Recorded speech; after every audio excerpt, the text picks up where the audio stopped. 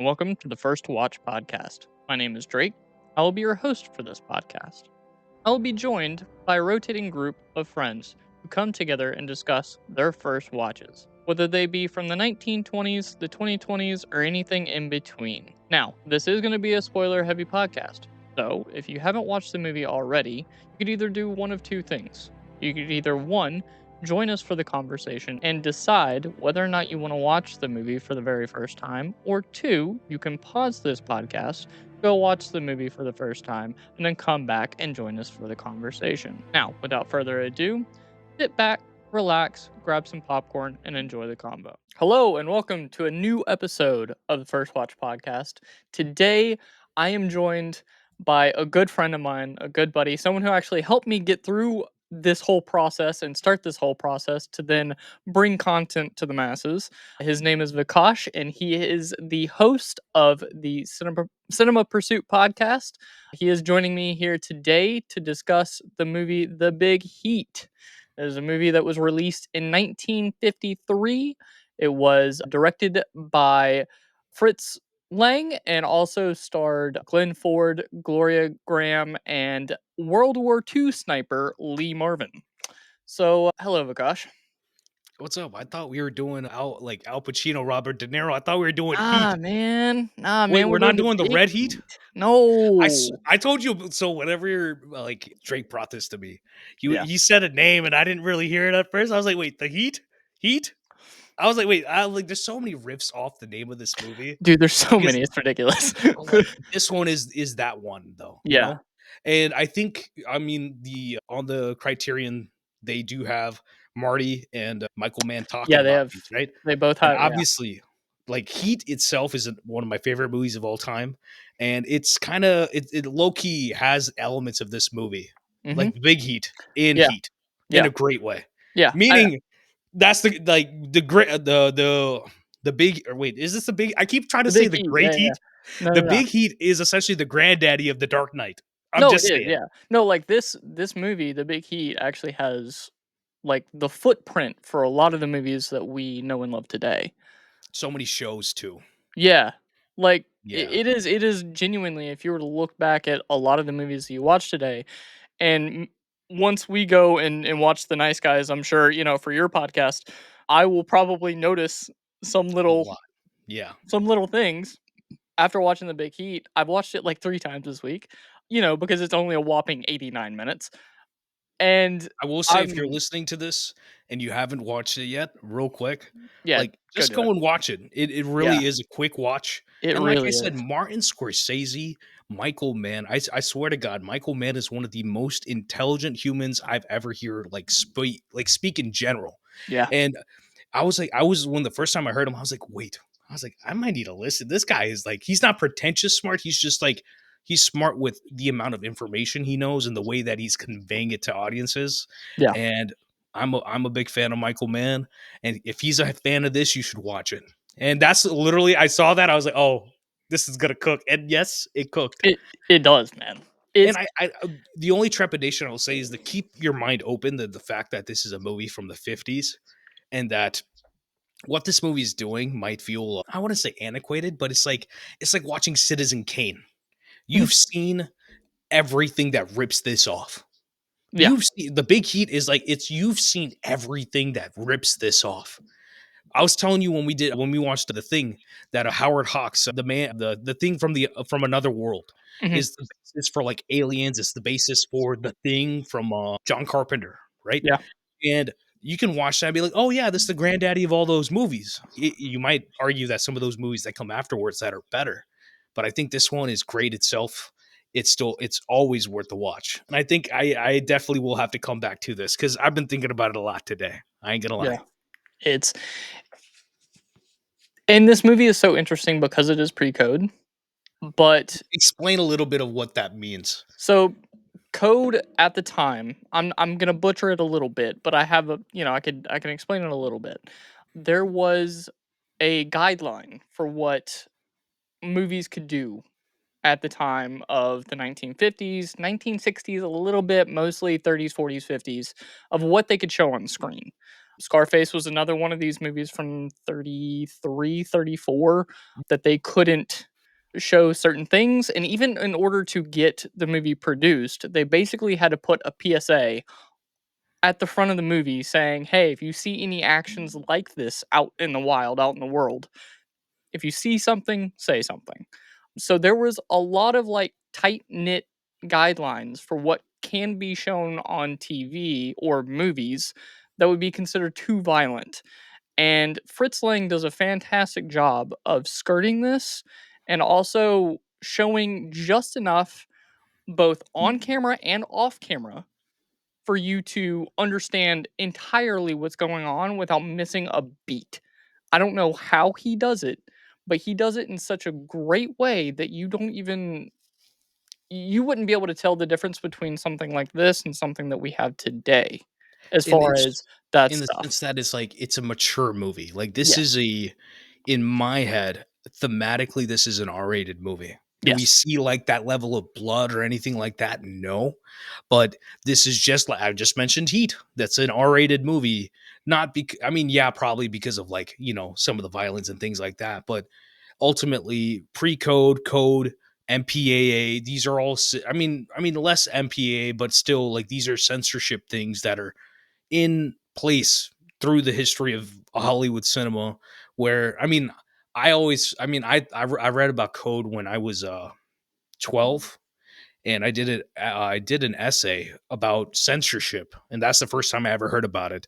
And I think that it had its merits, but I mean, when it comes to art, it doesn't really need to be there. I know why they did it in that era, Yeah. but I think, like you said, there's something about this movie that's as Michael Mann says about other movies, it's pushing modernity, meaning that it feels modern. It Mhm. feels like it's about something. It's coming to the next era of time, right? This movie is Yeah. from 1952, but almost, 70 plus years later, we're still relevant thematically when it comes to this movie.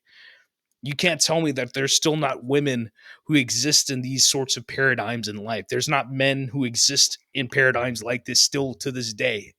The fact is that people are apathetic, people are corrupt, people want to care about themselves and nothing else.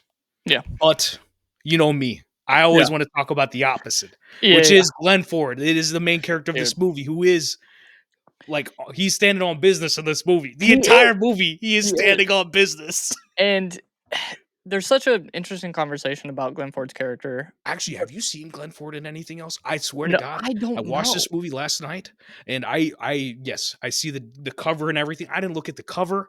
I didn't look at the art. Like with her face covered up on Yeah. on the Criterion. I don't look at Mhm. any of that. I was just like, yep, plop, good to go.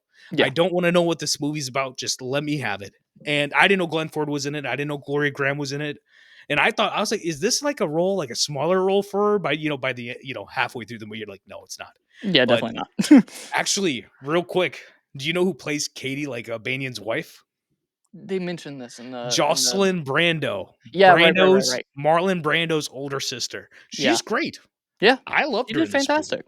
Yeah. Oh, I do want to And talk we about will this talk though. about her and her Yeah. character at some point here in a second.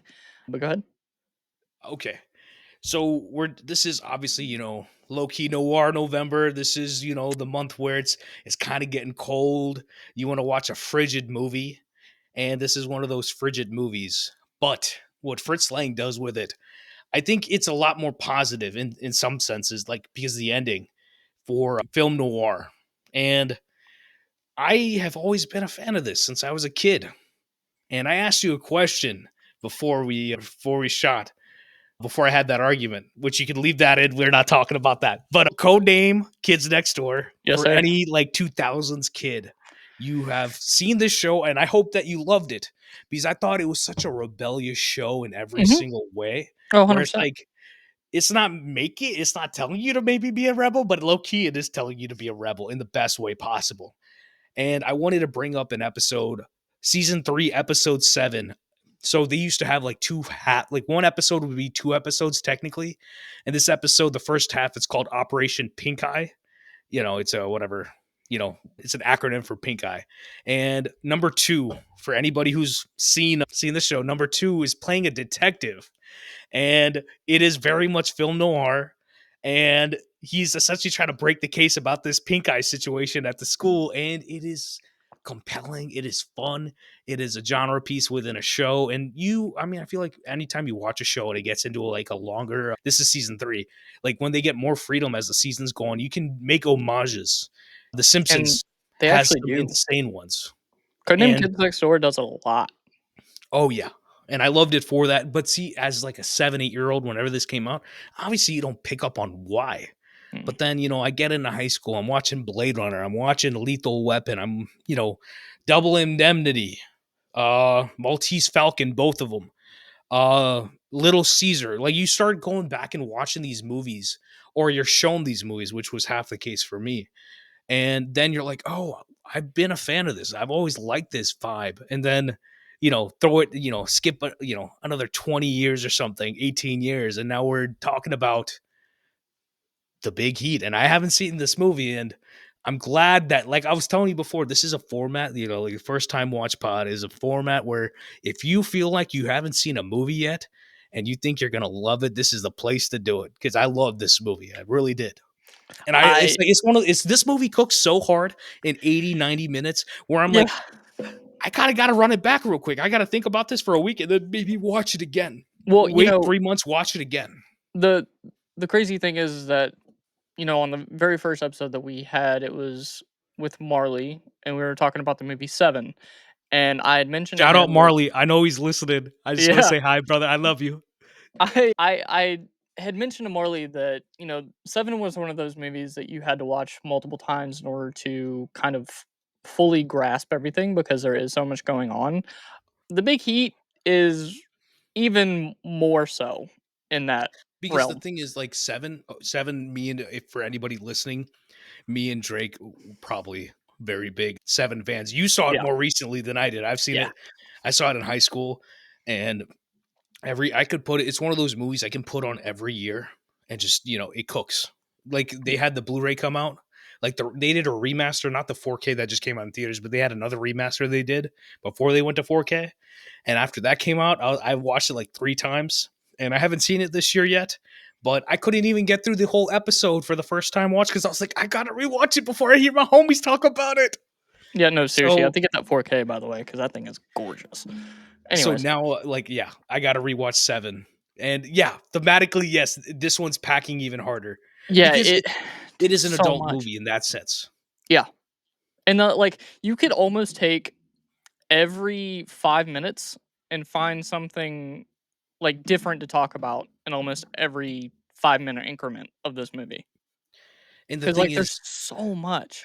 you haven't seen? Have you seen M? Like, Oh, no, no, this is the first I think this is the first Fritz Lang movie that I've ever seen, so if you and I watch know this, this is, like, then one of his you first American ones. or yeah, in a sense, there. So his American cinema versus his like German cinema is very different in the sense that you'll talk about like expressionism when it comes to Germany and how a bunch of the directors in American cinema they came from there. They were doing one thing. They came here and they might have done the same thing or something different. And Fritz Lang did something different. Meaning you'll be like, wait, the same guy made M and the big heat. I'm like, you're kind of missing some sauce here or something. That's what someone might feel. Yeah. And I was thinking about it today, and I was obviously listening to Marty and Michael Mann talk about it.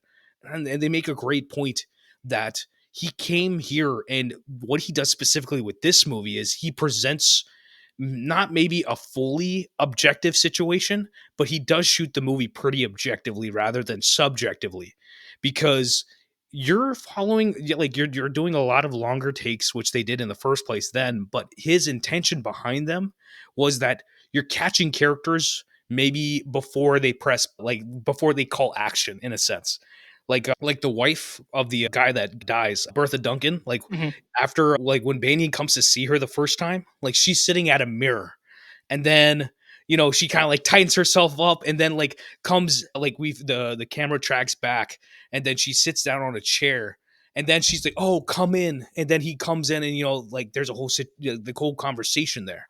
Yeah. But there's something to say even within that because the first time you're watching it, you don't realize what's going on in the sense of like what she's doing, what he's doing, and these things are, I think it's just incredibly interesting, right? That You want to make sure that there is an intention there that you don't know yet as an audience, Yeah. and then you have to follow the detective themselves, whatever situation it is, whether it's a PI, whether it's, Blade Runner, whether it's this, that you uncover the situation to some extent with them, but you also have a jump on them, right? Because we're introduced to Stone, to Lee Marvin. Bro, I saw Lee Marvin's name, I got so hyped. Lee Marvin, if y'all haven't seen, He I don't know, kills it. Magnificent Seven and every other thing that he's in after this, like Lee Marvin, I like we need a Lee Marvin. Nowadays I think we might have had one in a couple characters, like character actors from the 90s, but we definitely don't have like a young Lee Marvin. And he is stellar in this movie, man. Yeah. Like He talk he about a steals the villain. show. Like, he Be- genuinely steals the show. Because the thing, like that's the thing. Talk about the levels of the story itself, that you have a good guy, but you like when it comes to all the villains of the movie, there's a lot of villains in this movie. Yeah. And there's a different degree of villain, right? You have the big bad guy, you have the bad guy, like the guy working for him, and then you have Mhm. the guy who's working for him, and then you have the second bad guy's girlfriend, and she's like kind of a tangential situation to this, right? You're talking about like Debbie Marsh, Gloria Graham, and then obviously Katie Banyan. And I think the main thing I didn't notice was that this movie opens on women. Yeah. And Like there's a homie massive shoots conversation himself, about it. but she comes in, right? And Yeah. then she calls, and then who picks up the phone? Debbie picks up the phone, right? So and then we're playing off the women, and that wasn't typical before, Oh. like Fritz Lang cooked And in not a only in that, an like, intentional way. he also, whenever we are introduced to Banyan and his wife, that dynamic is also very not normal Oh yeah, in movies, television, culture in general. And Fritz Lang made it low to key, where, real quick. yeah. That's how it should be in life, though. I'm like, No, yeah. I look at them. I think I like the romance behind the movie. Between the opening of that and then what the last thing that he does in the movie. I love that. Yeah. The juxtaposition of like, it's sad, but it is awesome. Go ahead. Well, in the book that they used for this movie, because it was originally a book before it was made into a movie, the initial dynamic between Banyan and his wife were the standard, you know, husband-wife dynamic Nuclear of that family. time. Yeah, Yeah, nuclear family, very much standard dynamic of that time. It was Fritz's idea to take their relationship and make it more progressive than what they initially would have had at that time for this movie, and just did that for a lot of different aspects of the movie. like the main one emotionally is the fact that you have to care about her in a short amount of time. Real Uh, quick. I guess we'll get into the spoilers. If someone's listening, we're gonna be in full spoilers now. There's an intro at When the he's in beginning. the scene where they're having the last dinner and all that stuff, and I'm like, this is a little too happy for a noir movie, right? And then I was like, okay, she's going out. I'm like, she's dead. She's dead. She's dead, right? And even I wasn't like, and then you see the car smoke. I was like, no. You're I was like, like, "No, wait." I was like, I thought she was gonna get shot in the street or something. No, they blew up the car. I was like, okay. I I was genuinely surprised that they showed her in the car. I think they did it well in the Yeah, sense they that did. like if I Very did well. it, Yeah. no offense, she'd be on fire a little bit at least. Yeah. Well, they obviously couldn't do that back then, Yeah, and even I mean because but even I they're mean, not even really supposed to show that. but That's the what they thing. did, yeah, like the way they did it, they did the Gladiator, which is the best thing, right? That if you Yeah. want to invest in a revenge movie, the most like hurtful thing you can do is that, right? Mhm. You've seen Gladiator, obviously, right? When he makes the epic journey to get home, and then they're hanging there, and then it's just Russell Crowe and a bunch of snot just crying over his kids and his wife, right? I'm getting goosebumps thinking about it, because that's the level of emotion you want to feel, right? Because you're like, this man has been wronged so bad that Mhm. what are you gonna do, right? He has lost his generalship. He's lost his kids. He's like, I just want to go home and farm. I want to be with my family. And you've taken that from him. Now, what are you going to do? How does the story go? Right. And in this, it's the same thing. And it Mhm. is that basis of revenge, of like, you build up the fact that this is a good and moral man And then you're like, and then you pull it out from under him, right? Mhm. That you just killed his wife. And what does she do before he dies? Or excuse me, before she dies? Is she gives him like he gives her an out. Like, hey, like this is happening. I'm gonna lose my job. Like trying to pursue this. This is gonna cause some harm to us. She knows what she like he's asking. Right? That's the that the adult thing of like she knows what's going on, he knows what's going on. And he just wants the assurance that like I'm doing the right thing, and she gives him that. And Yeah. it costs her life, Yep. right? Within that. And have you seen War for the Planet of the Apes? Yes. Yes. So that's another revenge western, Yeah. right? It's about the revenge. It's about the fact that you have this character, they have something terrible like this happen, so personal, so deep, and then they spend the whole movie trying to get back to it. And ultimately, like the way that they handle it in this movie is fantastic. That he keeps his core. He doesn't go downwards, right? Obviously, in each of these other movies, at least with War for the Planet of the Apes and Gladiator, you know what happens to them, but that's not what happens here, right? He It's a kind happy of ending. yeah, yeah, I mean, he kind of keeps his cool, but from I mean, what you I don't know. notice, He keeps his cool, like but he keeps his soul in a sense. yeah, I mean, his you'll notice that his disdain for certain people starts to grow as the movie progresses. His It grows, but I disdain say it's like he for becomes more honest with it, yeah, right? yeah, yeah, He can he's be more like outward facing with it. exactly. Yeah, and Especially in an era where like, you know, you're trying yeah. to not do that, right? He already obviously has a disdain for certain types of women, like the the bar ladies. He obviously what's her name in the very beginning, whenever he goes to talk to the girl Yeah. that was cheating with the guy that kills himself in the beginning. He obviously was kind of already just against what she does because she is I one of those mean, bar maidens, and he was just I like, would say "Nah." that he's still I think he preserves the most humanity for her though. Because He ultimately does, but he's totally against it, he's the and he's only one who against what's her name cares. too. Yeah, and he doesn't really have any, what's the word I'm looking for? He doesn't really care for Gloria Graham that much either until after she is hit with the hot coffee. Yeah. I mean, like he is so like zoned in on like trying to figure out the case that he's not caring about anybody, I Yeah, think. yeah, And the only, I guess, woman or any person in general that he shows any actual like gratitude towards was probably like at least in the first like 40, like 80% of the movie is the older woman at the auto shop. mhm, She's the only person he's grateful to.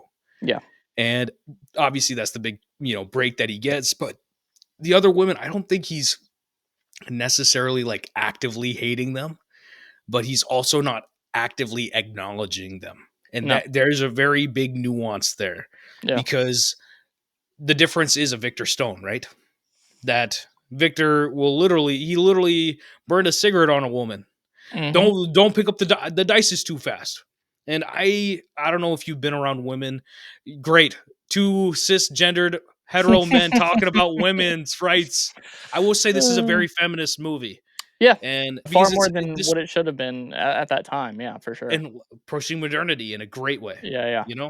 because no woman in this movie is ever set up to be a lesser character in a sense. They're No, not at the they drive behest the of entire movie. there's no they're not like Katie Banion. Yes, she marked, she died, Yeah. you know, but she's still her whole human being, before that happens. And yes, she drives the plot, but she's not there just to drive the plot. All the women do though. Literally, Exactly. if it weren't for the women in the movie, the plot would go nowhere. Exactly. It would just stay at a halt the entire time. I mean, even from the very first 2 minutes. Yeah. He's a What's her birth. name No, makes bro. the phone Talk call. about the line real quick. But talk about the line when she picks up the phone and like whatever Duncan's widow calls and Debbie picks up. Right, Yeah, Gloria yeah, Graham picks up yeah, and she's like, "Hey, tell him it's Tom Duncan's widow." Right, yeah. meaning that he just He's died. already He gone. dead. He's already gone, yeah. Right. It's a So great way to open. I was like, Not yes, only is the opening scene a great way to open a movie and a noir movie in general, because it's literally you just see it, bang, done. You already know what happens, right? yeah, And the camera already shows the badge, the gun, the letter. yeah. You know. You know that this guy is involved in law enforcement somehow. You know he's Yeah. dead, you know everything, and then you see her come down the stairs, and then she's seeing this for the first time, and And then then you see her reaction, right? yeah, Because in a different movie, it'd be like, oh my god, he's dead! Scream, and then cut to the title or something like that, you know? right, In a right, different movie. right. But that's not what happens. She comes down. She looks at him from the like halfway up, like down the stairs, sees what happens, and then she's just calm faced. Yeah, There's no emotion. She's not happy. She's not sad. She's just like, well, I guess it happened. Something happened, right? And that in that very calm way. And and then as she picks up the letter and then she calls, right? And through all this, you're telling me if your significant other was, in this situation and did this to themselves, that you wouldn't see, and that plays to the level of work, just complete work of the movie, of like respecting the audience, that like, hey, we're not wasting time. We're going no, off the jump. You better pay attention. We're not even at the title. Like the titles have already ran, but like, there's nothing else happening. We're like, this is the movie. And you gotta love that. and as we find out later on, she was kind of expecting it Exactly. And we don't know that. because yeah, we don't know that right away, and she plays it off very well in Oh yeah. that she's, like, not giving away any sort of, tell that she knows that something is going on or that she's a part of it because we I later mean, find out that the she only is. the only thing we know is that she is hiding something. And that's Yeah, what yeah, it's supposed to be. You yeah, have to know that, like I told you, the scene I was talking about before with the mirror. Like a minute scene, but the whole point is that why do you show this little 20 seconds before he comes in and has the conversation, right? A different movie will be like, why do we need this? But that's the whole conversation you need to have, because we already know the conversation of you talking to a widow with a detective talking to a widow. That's not the situation. The situation is that she is hiding something before he walks in, and we mhm. had to capture that before we press action or call action on the real quote unquote plot point of that, like, whatever scene. And that's what subtext is, right? That ultimately, I think you can write a movie and have every plot point in there, but you have to juice it when you're on the set, like, oh no, we have to show the emotion that she's hiding something, but we're not supposed to tell the audience yet that they are actually, what the situation is, right? Is if you watch the whole movie, play it back, like, oh, okay, that's what she was doing, okay, cool, that's what's going on. But I mean, you don't necessarily. I will say I love rewatching movies, but I'm saying you Yeah. don't necessarily have to with this one, No, to you don't have pick up to. on those notes. To pick up on those things. There are Yeah, definitely other things that you would have to watch for a second time or a third time to pick up on because there's others like small nuances, mostly of yeah, just the performances, not necessarily of like little like major details. yeah. Um, I just there's something about Fritz Lang that I found out just watching this this movie, and this being the only movie that I've seen of his that So far, I yeah, so far that I'm like, I immediately no, my first thought was, "I need to watch more." yeah, Like, that was my immediate first thought was, "This is a great way to start watching someone's filmography, is this movie." yeah, I think he does a fantastic job at picking certain certain things to happen and directing this movie in a way. There's so many things to say about what happens off camera that pushes everything. Like we don't see the scalding of the coffee being thrown on Gloria Graham's character, but we hear her off screen and yeah, we see him grab the coffee. What's his name? Victor Stone, Lee Marvin's yeah. character, grab the hot coffee. So we know that happens. But then we So, later see her do it in the movie to him on screen as a get Psycho back. came out 8 years after this. Just Psycho saying. came out 8 years after this? Okay. Meaning, like, people always talk about, like, oh, the scene in the shower and the fact that we never see her stabbed, but we feel the stabbing itself, right? Yeah. Meaning, like, there's an ingenuity behind this. You're talking about code, right? It's not code to throw something in someone's face, right? But in the second time it happens, it looks like just water was thrown in his face. Yeah. We don't see the burns happening and all that, but the fact is, you're right, that whenever it happens to her, right, we see him, there's a shot of him, he gets mad, and then we cut to the coffee pot boiling, and he picks it up and he throws it, right? And half of it is like, you can't just throw the thing you see boiling on someone's face, but the art of it really is that you don't see it. And then the effect of, her screaming and then her running out of the room to the other room with a poker table and everyone gathering around her, and Victor telling the whatever, the commissioner, the Yep, police and all of commissioner, them just like go leaving him do alone. this. But Yeah, it's like, that's the thing, right? You watch that scene, what's the plot of it, right? Oh, she yeah. got this thrown on her. But what is actually happening, right? We see what happens between them two as characters, that he doesn't trust her in this situation because she's lying, but he doesn't know that she's actually protecting him because she likes the life that he's giving her. But then on top of that, the influence he has, that having the commissioner there and having him be his do boy, like, go do this, cover this up. They need you if they're gonna have to file a report. It's like, it's your job. That's why we pay you to do this, right? So it's like, that's just the sauce, right? That You you you have that show level of nuance in a very simple scene. yeah. And I think y'all were talking about it with not Frankenstein necessarily, but you're talking about it in the sense with Seven, with Marley, that a lot of the things nowadays have to be spelled out. And the great cinema, it's like, I don't think you need to spell it out. Okay. Marley just watched Zootopia and Yeah, rewatched it. And he yeah, was he told me. talking and he was like, I don't know about this. I'm like, no, just rewatch it. Trust me. There's so much that they're throwing in that movie that is adult vision work that, like, we pick up, but kids might not. And they'll respect it even more when they watch it as adults. And there's something about that where it's like, you have to watch, you have to pay attention. And the people who put the time and love into movies and do that, no matter what genre it is, those are the movies we love. Those are the movies we talk about. And Seven is one of those. Obviously, The Big Heat is another one of those where you're packing in themes and things that don't necessarily need to be there, but that is what makes the movie. This is why we watch movies, because we want to see human characters go through these things, right? Glenn Ford's character, like Sergeant Banyan, I mean, okay, I don't know. Do you want to talk about the police?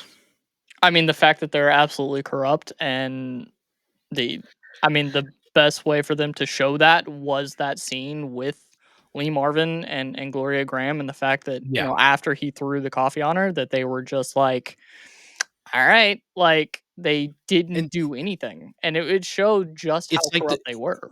it's a cherry on top of what happens to Sergeant Banyan the first half of the movie, that every time he's trying to investigate this, push the case, trying to Yeah, they're figure out trying to what's happening, meaning that Glenn Ford's character, like Sergeant Banyan presents a sense of absolute morality, in a sense, meaning not like he's on his high horse or something, but the fact that he is a moral person with virtues that are not guided by the nonsense of the world. And I don't mean it in a bad way. Nonsense meaning the fact that, this might cost me my job, this might do something else. And I think one of my favorite lines of the movie is when he goes to the auto shop and the guy's like, cops are paid to take a risk. I'm not. I've got a kid and a wife too. And he's literally talking to a guy who literally just lost his wife. Banyan's wife has literally just been blown up and murdered. And it says something that, that's not the truth, right? That cops, yeah, sure, they are paid. Their job is to take a risk, but it's also that you could take it off. You don't have Mhm. to take that risk. And the system has never been there to be a situation of absolute morality, meaning that in every situation, right is right or wrong is wrong. That if someone did something wrong, then they should be charged for that, or they should be, punished for that. That's not the situation. It doesn't exist in real life either. And that's their whole point, to show that one thing, that they don't possess that morality. And number two, that they're all apathetic. They don't care. Yeah. Because, like, this guy, I was talking about the auto shop guy. Mhm. We get outside and the older woman talks about it. It's like, not everybody's gonna hire an old woman like me. You know, he's not a fully bad guy, but this is what I know. And by saying that little bit, it is something that's worth saying, that not everybody is bad, not everybody is good, right? We all have gray scale of morality in our lives, right? And but he was also right about the cops, that their job is to be moral, and they're not being moral. They don't care, right? They care that if they it costs their pension or costs something like that, right? And by the end, his lieutenant, the boss, he risks his pension for, doing the right thing. and they don't really necessarily spend too much time on it, but they spend the perfect amount of time. Like, yeah, I got you, brother. Yeah, they don't have to, like, dwell on it for too long. But see, the thing is, if they did dwell on it too long, it would have It been would too. It would have been too it would like ruin it. hoity-toity. I Yeah, it wouldn't. would I ruin it. don't. It would ruin They it. did it perfectly because before they mentioned like, "Hey, the lieutenant is with you. The lieutenant sent me to help you," right? And then we don't mention it again till the lieutenant shows up at his, I guess, at the house where his daughter is, right? Yeah. And he shows up in person, and then he's there whenever. And I think that's not even typical of any other movie that's come after it, that the boss is the one who's there helping you out. And I found that to be pretty profound in a sense that, like, he is risking his own, his own behind to do the right thing, to rid Yeah. of this evil in their town. Yeah. And you could apply this to any situation. It's just, we're using cops and we're using, a modern city and things like that as the scale of it, right? It's the capitalism that's kind of ruining everything, right? That the money, the green is what's talking here. Yep. And that's what's making people apathetic. And it's people aren't, I don't think people are necessarily always meaning to be apathetic, not to be, they don't want to not care. It's just, it's easy to not care rather than actually care. Yeah, it's easier in this Because situation to not really give a shit.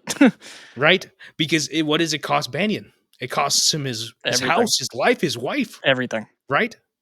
And I don't put this as a judgment past people, but I put it as a judgment past myself, because I see myself in him and I'm like, I do the same thing. And Oh, it's yeah. not like I it, I wouldn't be in this situation. I'm someone as a person who I see the merit of like an FBI or of the police, of detective work, of figuring out the, journalism, figuring out the issues in our world. But I will never pick up any of those mantles because I don't believe that's a way of figuring out the problem itself, in the systems that we live in today. Yeah. Because you can be a journalist still, but we live in it. I mean, I don't discount that. I love All the President's Men for a very big reason, but the fact is that people don't care about the truth anymore. Yeah. And what do we have to figure out a way within that also, right? See, that's the thing what good movies do, right? You see how, Mhm. like, you start to connect the dots, Yeah. because something like this, it is that big heat, that there's something you need to have the heat in life to make sure that everything is going right. And it does not matter who you are, what your politics are, or whatever. It matters what is right and what is wrong. And if someone is doing something wrong, it doesn't matter who you are. You need to get your punishment for that. Mhm. And I'll give you an example from history, from like Indian, like the history in like the Middle East, like that part of the world, that there's an actual individual, the person who should be a judge. Who should be a judge? It should be the person who is ruthless even to themselves when it comes to that morality. And I'm forgetting his name right now, but this man literally, he did something wrong. He realized that he stole from someone and he never even intended to do so. This man cut off his own hand, Oh, his own Jesus. hand. And they're like, oh, he's the one who should be the judge, Yeah. because he doesn't even matter if it's himself. He knows that right is right and wrong is wrong. And that's the person who has that moral code to Mhm. judge. They're not, and that's just like, I think it's such an interesting conversation of humanity and morality. And morality, not like, there's so many different like ways to like present morality nowadays. And I don't really like to get into it because humans are they would prefer to live in Complex. grayscale. Yeah. Yeah, Yeah. in the sense that, like, the argument, I think I've already told you this one, where it's like, yes, it is okay to lie. Lying Mhm. is not the issue. It's about your intention. Are you saving lives? Are you trying to do something positive? Then that lie is not a lie. That lie is helping people, right? You can't just say thou shalt not lie. You have to Yeah. have the scale of morality applied to it. Your intention has to matter, right? A Yeah. mother does not tell her kid like, "Hey, you can't have that candy." Mhm. Because she doesn't care. She cares. She's like, he's been eating candy for 7 days. He needs a little break from this, right? I'm gonna give him candy tomorrow, but like today, he can't be eating this nonsense, right? And that, like, that word, the intention is love there, right? Yeah. And in this movie, what's the intention? The green. It's Yeah. all that green. It's It's that all the green. corruption, man. It's All the power. corruption. It is the money. And that's why you see the top guy, right? He's like, "Oh, why are you bringing?" It's so funny when he goes to his house, like, "Why are you bringing all this into my Yeah. house? I Oh, don't want to dirty up my so house." the funniest thing, and I didn't catch it on the first go around, the first Yeah, watch, but I did notice it on the second. After he gets his little, muscle to deal with Banyan, bro, you'll notice bro, that as real quick, Banyan leaves. when Banyan Oh, it punches looks him, like he actually I'm punches him. I'm sitting there. I'm like, I'm just like shouting. I'm just like getting rowdy. I'm like, yes, let's go, give it to him. One of the coolest little bits of that scene though Yeah, is whenever Banyan leaves, yeah, you had that entire interaction happen in that office.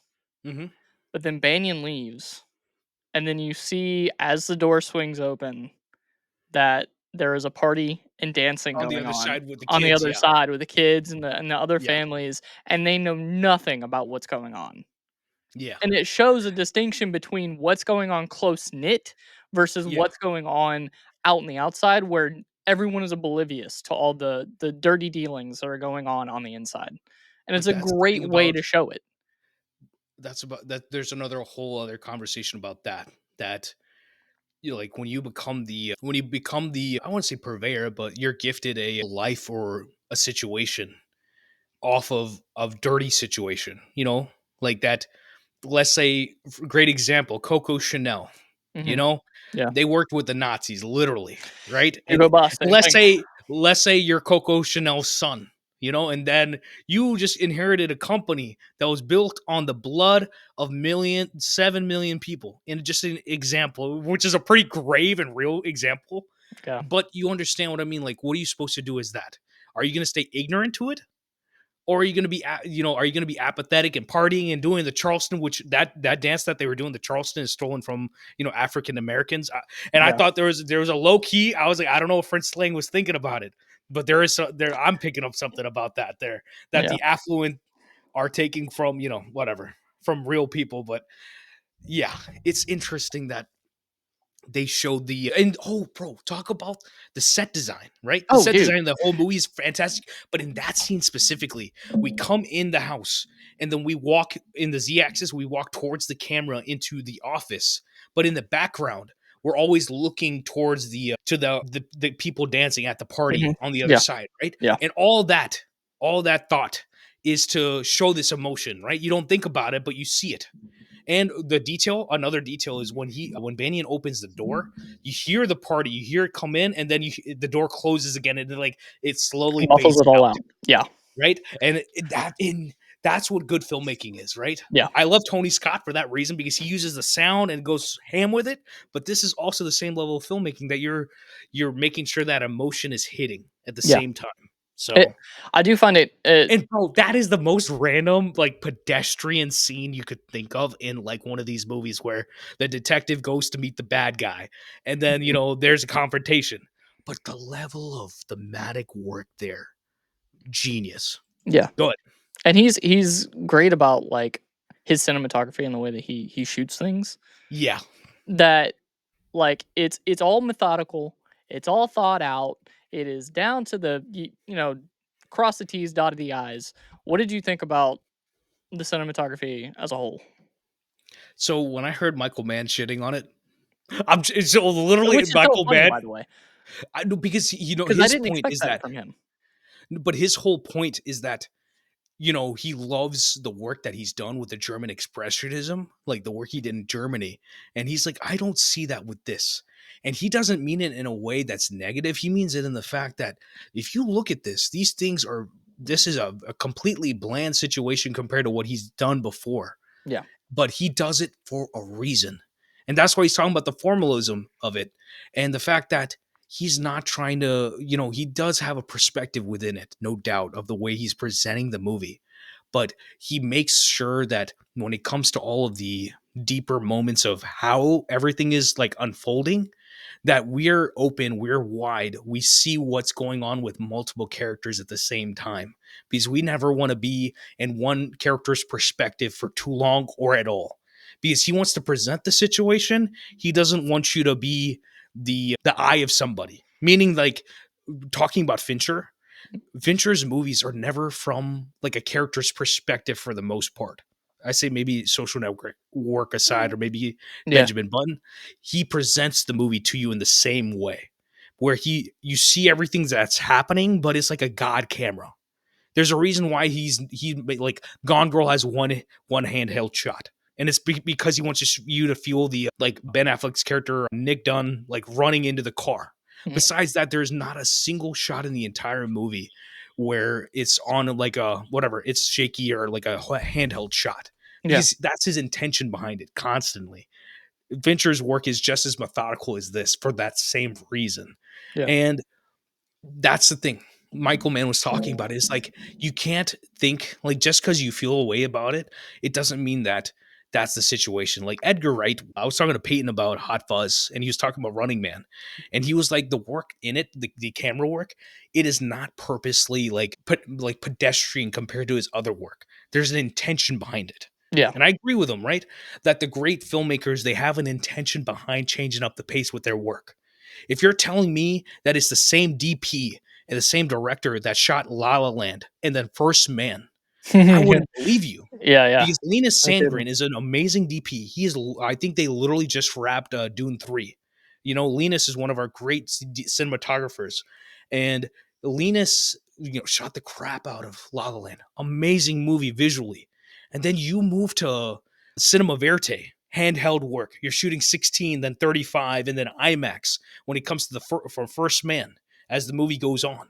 And you're like, is this really the same people who did this? These movies look completely different. This feels completely different, but there's an intention behind it. Yep. And it is impressive beyond any means, where it needs to be studied that you need to be able to change up what you're doing. You can't do the same thing over and over. And people want the same thing over and over. I can't do it. Yeah, no. Like Fincher, you can say that he's doing the same thing, that he's doing detective movies and this and that, but they don't feel the same to me. You can't say that.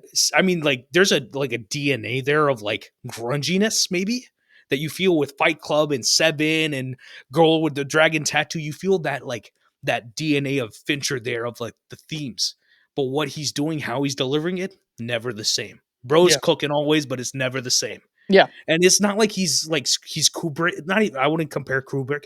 Fincher and him are the same way, where they're just like, oh, how would this work? If they have some great behind the scenes for. Have you seen Girl with the Dragon Tattoo? No. That's one of the ones I So have to watch. there's a scene where I'm not going to say who it is, but there's a character in the movie that gets tied up by their neck, Yeah. like, and they're in like a butcher shop essentially, and they're testing out the rig to how to do that, and like because there's no way to do it, and he's like, okay, how do you do this? How do you figure this out? And he's just like, oh, like how do I figure this out for myself to tell this emotion? And then when you watch it in the movie, it is incredibly harrowing. It's incredibly intense. That I won't say anything else. Like people know who I'm talking about and what those two actors are going through, and it is a high tension situation in the movie. But I mean, these are all situations where it feels like it's like 2 minutes, but great filmmakers are cooking, man. And Yeah. we don't have enough of it today that people keep making movies, but they're not caring enough. They want to put in the streaming hours, the hours on the film screen, but they don't want to put in the intention behind it, right? Yeah, and And it's there's like, obvious intention with everything that Fritz Lang did. Not oh only yeah, with the way that he changed the screenplay, the way that he directed his actors and the way that he had his actors act in certain ways with each other. And I think the scenes where, like when you she know real quick, when she picks up, she's like, oh, like dinner's ready, and yeah. she takes the glass from him, takes a sip, and then he takes the glass back, right? And it And was all smooth. It was all yeah, perfectly smooth. There was no chemistry. In fact, who do you think had the best chemistry out of all of the characters? Because this is a massive ensemble of people. Was there anyone that you felt like had no chemistry at all? Because if I look at the entirety of the cast and the way that everything plays out and everything, that there is not a misstep between anyone at all. no. And It talk is about completely smooth, almost like a stage play, almost like like a Tierney, rehearsed stage play. the guy who plays like the guy at the bar at Mhm. the, and he's the guy who calls Stone essentially, to like inform. And that guy, he's got one big scene. He's in a couple other scenes, but that's his one big scene where he gets questioned by Banyan, and then he goes and snitches, and then Banyan catches him coming out the phone booth, and he's like, "Who'd you call?" Like if you want to answer the questions, you can you can come to the station. But then he has he puffs up his chest and he's like, you already know that you're not supposed to be investigating this. I can come down there, but you're the one who's going to have to Yep. answer questions. And I'm like, yes, let's go. Right. And it's like, that's the sauce, right? You don't have to have some like animated performance even within that, No. because an animated performance would be too emotional for that scene. Right.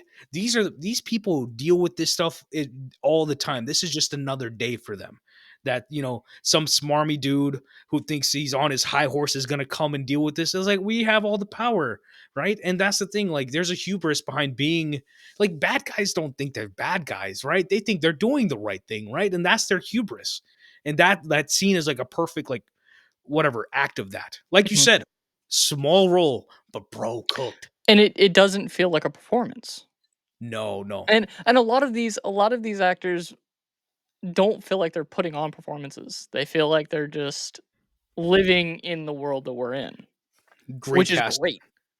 Yeah. because Glenn Ford, I know him from a lot of westerns. And if you have a prototypical, this is gonna sound pretentious. A lot of this sounds pretentious, but I'm not. I mean this with like a full love, that Glenn Ford is your prototypical, like kind of like Western mythological hero, good guy, Yeah. right? That you're rooting for him, and he's got a good moral compass, and you're rooting for him to, do something to the bad guys to get their up, like their comeuppance in a sense, and you root for him because of that, right? And that's a good. I don't know if he was doing the westerns before or afterwards, but like it feels like he's a family man in a Yeah. good way. And it's like, if you put, I don't know, I was gonna say somebody else. If you put Kevin Spacey in this role, it wouldn't work. No, no, no, and they I'm I just feel like saying, this like, is if you put like a proto, like a typical bad guy character, like if you put just switch around the movie. If you yeah. put Lee Marvin in the lead role as Sergeant Banyan, it wouldn't work. No, it wouldn't. And I without knowing anything about Gloria Graham, without knowing anything about really Lee Marvin or anyone else in this movie, I feel Yeah. like I could look at this cast and be like, "Yeah, this is perfect." After watching the And- movie and look at it and yeah. go, "Yeah, this is perfect." I don't have to change anything. I don't want to change anything. I wanna keep it And as is. And Gloria Graham, she has a lot of sauce in Yeah. general. Like, she has a lot of sauce in this movie. And she is playing a character, Superman this year, 2025. James Gunn's movie has a character like this. Mhm. And she is a pretty small character in the movie. She plays Lex's girlfriend. Mhm. You see what I'm Yep. saying, right? Oh, yeah, Where yeah, 100%. Sarah Sampaio's character is ultimately, she's a good plot. She's the one who makes the plot go around with him getting caught, right? That she's actually taking the photos to get evidence against Lex Luthor, and it's awesome. And low key, Gloria Graham is like, she also likes the life, but she doesn't like the life in a sense, right? Mhm. So it's like an elevation of the same sort of character. But Gloria Graham, uh, actually, Pat, we were talking about Casablanca on the commentary pod with Pat Brennan, and Pat was talking about a movie, In a Lonely Place, with Humphrey Bogart, Mhm. and the heroine in that movie is Gloria Graham. She's the woman in that movie. And now, after I watched this, now I got like enough in the gas. I was like, this doesn't happen. Like, life is a very divine timing exists in life, where it's like, oh, I just, my buddy was just talking about one thing. My other buddy just, put on a movie, told me to watch a movie that, that has her in it. It's like, now I got to watch it, In a Lonely Place. Like, just Well, it because, was those because of things this movie happen. that I heard about In a Lonely Place, where Yeah. I was like, maybe I need to go and watch In a Lonely Place after watching Yeah. her in The Big Heat, and that's We kind definitely of do. what what a good movie and a good performance can do is, like, open up other doors to other media that you would not Definitely. expect to be Definitely. on your radar, or never even be on your radar in the first place, which is why I like this format and why I kind of started this podcast in the first place, was to not only like tick off a lot of the movies that I have in my watch list, but also like push people in a direction and myself in a direction to then open myself up to other things that I wouldn't originally watch in the first place, even a 100%. year ago. And Because that's the this is thing. It's not like, something that I would have watched on my own volition a year ago. 100%. I mean, I was writing something that's like related to film noir, and even then, I'm thinking like, I watched Double Indemnity, I watched Maltese Falcon, and a couple other ones. I didn't watch this. I watched the ones I had seen. Yeah. I didn't watch a new one, right? Even when I went into the research, and that says something to me that, oh, I need to watch the ones I haven't seen, so the research is proper, right? Because you can't leave a movie like this out of the game, Mhm. because this is a movie that ultimately you can study, and it's study in the sense that like you're watching it and like, why am I feeling this, right? Is Yeah. movies are therapy in that sense. They're empathy and therapy at the same time, where you're like, why am I feeling this way? Why do I love this so much? Why, like, where can I implement that or something like that? And that's not is Well, sometimes it sounds pretentious, but it's not. It really is just like, you have to learn from the masters, right? it's a good Fritz thing you Lang. say that. What did you feel? Like, what were the emotions that this pulled out of you? The most, I mean, like I told you, I It relate to the protagonist a lot. I like to Glenn Ford, Sergeant Banyan, Mhm. and ultimately, it's a reminder of multiple things for me, that you can make a movie that is not, I wouldn't say simple, but a movie that is, it doesn't really need much in the Yeah. sense of like production, in terms of production value, but you can also get across the emotions in very simple ways, and those things still work. You can still have, you can, I think, I would argue you can make this same movie today, but you would need to practice restraint. I'm learning, like, the movie makes me feel like, I told you, I love revenge movies. I didn't know this was a revenge movie, so it's like it definitely hits home, because it's something where a man is taken too far, right? Throw it back to like Death Wish or something like that. You are, I don't know, it's a dad movie thing where you're compelled by these characters who are in a moral conundrum where, or maybe that they're past the moral conundrum, that they are good people and then they're pushed over the edge, right? That now, like, Django is wronged at every point of his life, and then his woman has been taken, he has to go get her back. And it's a bunch of racists who are thinking that they can have people as property, right? And Mhm. then you have people who are on the adjacent of, like, Sam Jackson's character, who are working for them. And there's a whole nuance to that. But ultimately, by the end of Django, shooting all of them after the funeral, the house blowing up, there's a romance behind like them reuniting again, but ultimately you feeling the emotion at the end of a Gladiator. You want to feel that emotion. But I think this movie, by the end, you feel that in a different way, a way I haven't seen before, in the sense that we don't see him grieve the Yeah. entire movie, Yeah. right? He is caught up in the emotion of anger and revenge and vengeance. Because And that's the by only the end thing of that's the on his mind. And by the end of the movie, I think you can see it in all of these other movies too, that the last thing they end on in great revenge movies is the emotion of what they've lost, right? Spoilers for Gladiator, which, watch the movie either way, but because Gladiator is just as great, is the fact that when, he dies at the end of the movie, and we get the ethereal thing of like him floating in, and then he's going through the weed and he's going home, he's going to his kids, he's reuniting with his wife, and you feel the emotion of that. Yet again, goosebumps. You hear Hans Zimmer's score. I feel the same way of him sitting there, and Gloria Graham is, on her deathbed, and he's just talking about his wife. And that's all it takes. Mhm. And he's like, y'all would have gotten along. She was a sampler. She sampled my beer, she sampled my, my food. Because see, I'm a big, not a big fan, but a big believer, a big vibe guy of like the fact that when you have a partner in life, there has to be a certain amount of trust there, right? In the sense that, like, we live with a lot of freedom nowadays, but like sometimes it's like, that's my other half. Whatever they do, I trust them, right? Whether it's clothes, whether it's food, it's like there's no division between us. We are one together in this life. Yeah. And there's something romantic about that. And throw it to materialists where they talk about, why are you putting money in between that? Why is Yeah. that the thing in between you two? In this movie, it's like there was nothing between those two.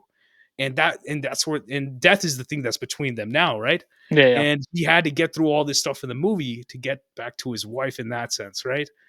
And because his wife believed him to be the guy who isn't the one who goes and kills Deborah. Yeah. he's not the one who does all this. I mean, ultimately, how they handle all of that, where they present the situations and pay it off, I think it's genius. Oh yeah, it's perfect. But I feel, yeah, by the end of this movie, I feel happy in a sense that that's how you should feel at the end of any movie. Yeah. And I mean, like, I can talk about different movies in my life where I love them. And I think if you're listening to this, Randall Family is probably out in theaters right now. Go and watch that. I think the high of the Big Heat ending is the high you get of that movie. And I think great movies have great endings. And not all of them necessarily may leave you high, but the ones that like stick with you, The Dark Knight, La La Land, things like that, you really feel that emotion in some sort of way. Yeah. And I think it is either it's sweet or bittersweet or something. There's something positive to it for the most part. I don't like the endings where it's like, the end of like a Freddy Krueger movie and like Freddy's still there. No, no, no, no. Wrap the movie up. Wrap the movie up. I don't need all that nonsense. Wrap the movie up. Speaking of things that stuck with you, Here. who's so speaking of things that actually stick with you, what is the performance that stuck with you the most out of this movie? Out of everyone that was in this movie, there were tons of great performances. Yeah. Who's actually stuck with you and surprised you the most, or just all around was like hell yeah? See, the thing is, when it comes to good performances, anybody listening, this is a lesson I learned. You see, when it comes to movies, you have to listen to people talk about movies like this because that's what informs you, also. Not because it makes you create like an opinion, but you learn to look at movies differently. You learn to look at like the perspective of it differently. And one of the things I learned was that your main character has to be like your straight man. The supporting actors are always going to be the roles that and characters that your audience is attracted to more, right? And you already know who I'm talking about. I'm talking about Debbie Marsh. I'm talking about Gloria Graham because it is that person who you're going to be having more fun with. And you could throw it all the way to kids movies. Your Mulan, you got a Mushu. And Yep. Eddie Murphy also Donkey in Shrek, right? You're attracted to that second character because the main one, it needs to like write the train of like the story itself. But what you do with those other characters, that's what compels your audience. It keeps them there because they're not on screen the entire time, but whenever they show up, they show out and they have a meaning to it. When it comes to their character, John Bernthal. Anytime John Bernthal shows up, in like his hot 5 minutes and something. If y'all have you seen The Beef? Is that the show's name? No, No, it's called the Bear. It's called the Bear. The Bear. So in The Yeah. Bear, when he shows up, spoilers for The Bear, he's the guy who like has the shot before Carmi and he kills himself. And Yeah. he has one episode or like 10 minutes or less in the first season. And when he shows up, because it's John and the way that he plays it and you know what's going on, it just hurts your soul even more to know it's him and you know what he does afterwards, like that with that flashback, right?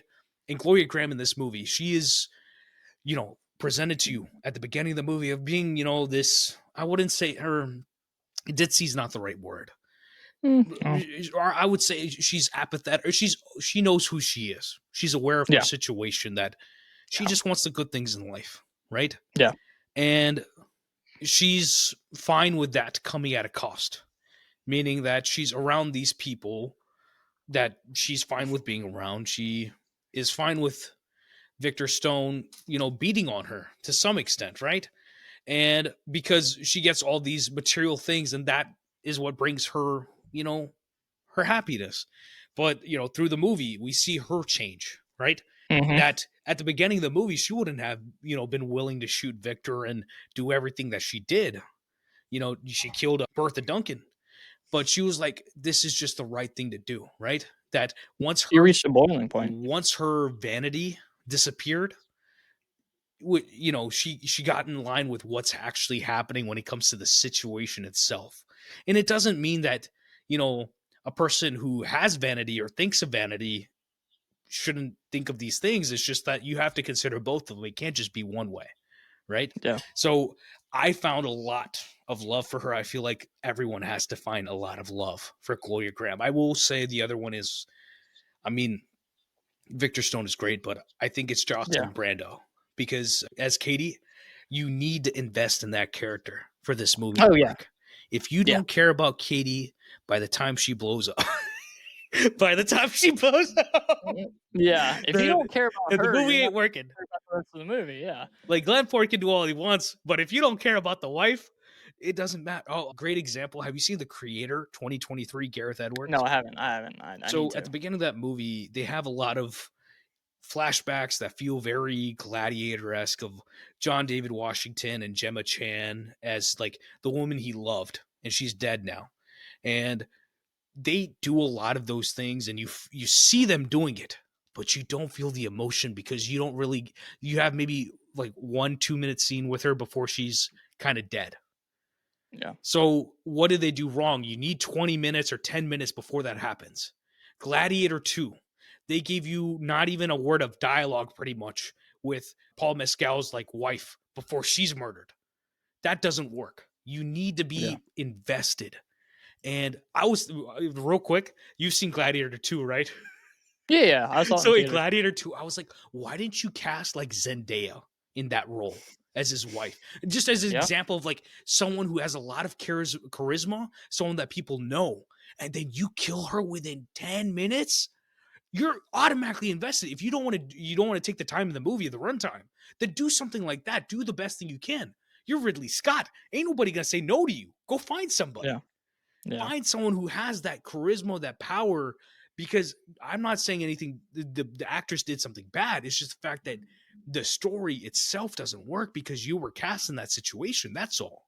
Because Yeah. if you don't say something, you don't feel something for somebody, right? You can't. I mean, the only way that works is if you have Bambi in Bambi's mother, right? And because that's like a father, like a children mother situation, and I don't want to start crying about Bambi, but like that situation, you understand. Everything else, you need to be invested. So, I Yeah. think that Jocelyn Brando, she has like a level of energy, like charismatic energy, where any character who like plays a character actor, someone you want to be attracted to in a role, you have to make sure that they have that energy where they come in hot and you're already running with them. And with her, as soon as she comes in, you're running with her. There's a lot Yep. of other act like if Glenn Ford is in the same role of like as a doting husband, like who really cares and all that, I don't think I could be invested in him in that character. But as the lead, he works, but he doesn't work as Yeah. the side as the character you're supposed to invest in emotionally. And I think the great thing about the casting of everyone is that the way that she plays his wife is like she's so smooth with it. Oh Like yeah, she is such a good actress that you actually want to care about the character. and If she was a bit more monotone, even slightly, I don't think it would hit as much as it does by the end of the movie. Like you wouldn't care about her as much, in my opinion. and if she But was because too, she there's a plays fine such a line of too convincing much and role. too little, right? Yeah, yeah, yeah. If she lands the plane right, like right as Just being right there. enough, but you're asking like you're wanting more of her at the same time. Yeah. You want more of her, but what you get is perfect for the purpose of this movie. It's Yes, sir. absolutely perfect. Oh yeah. And without her and without her performance, the movie doesn't work. And I think a lot could also be said the same way for Lee Marvin. Oh yeah. Like you've got to you've got to remember this was only the first few handful of roles that this man had before he became Lee Marvin. Like he was not really known No, it in the took him world like of acting at 5 this years, point. 10 years after this till you Yeah, like the he 60s he had was hitting just the gotten done sauce. with the war. Yeah. Yeah, he had just gotten done with the war, and he is finally like starting this other path in his life where he is becoming an actor. You don't expect a performance like that out of someone who is only like basically in the infancy of their career. Yeah. He But gives a you performance know of who such a else is wide character. we're talking about Brando Yeah, also, but the guy who only guy we have recently who is with a military career who's gone into acting and is like one of the best, Adam Driver. yeah, And it is the same thing where Adam Driver is just like Lee Marvin in that sense of like, these are some of the best actors you've seen in your life. I no yeah, discount to Lee Marvin. Like I told you, as soon as I saw his name, I was like, Lee Marvin's in this? Come on. yeah, I was like, I'm not worried about anybody else. Like Lee Marvin, I'm like, where does he show up, right? And that's like slowly as the movie goes, he gets to cook, right? You get to see the A great villain. like the vileness that he plays, because it's something where you could have an actor be in this role and be like, I'm the bad guy, da da da, ha ha he he hoo. That's not what he is. And I mean that in the sense of like, you could have a serious actor like a Gene Hackman play the same role, but even then, if like you said before, it feels like they might be putting on a performance, but it doesn't feel like that here. It feels like this is just a like a downright person who, if I saw Lee Marvin on the street, I might cross the street, and that's not a lot of people who make me It do that. yeah. If I saw Darth Vader, I'm not gonna lie. One time during like I was like giving out candy in high school, and a guy showed up random. I wasn't looking up, and he got to my porch, and he had on a Darth Vader costume. I literally backed up 2 steps. I got so scared, like my heart dropped and everything. But that's what a great villain does, right? You Yeah. want to feel that energy from them, that there's something with their aura that is just off. I don't want to be around this. I want to remove myself from this situation. And Lee Marvin as Victor, he plays that so well that it's not a lot of people who could do that. There's a lot of people No, who can make there's you not. feel dirty, but there are not a lot of people there where you're like, oh, I understand this. This is a character I've seen in real life. This Yeah. exists in the world. This Yeah, is you've seen people like our Victor Stone everywhere. I don't want to say it's dime a dozen because but we live in an era where it might be dime a dozen, where the real That's fine. demons in this world, in like Indian mythology, they show all these people with 10 heads and all these things. Nah, that's what a real demon looks like. It looks like Victor Stone. It is the dude who's got a lot of money. And you don't know where he got it from, but it looks like he's on a bad path doing something that's going to hurt people. And he's literally hurting people in this movie, right? He's got all the friends around. That's the funny thing, right? This movie, that who do we really see Sergeant Banyan with? The whole movie. He's kind of transiently with people in the movie. Yeah. He Yeah. doesn't have a bunch of people around him the entire movie. He's the lone detective.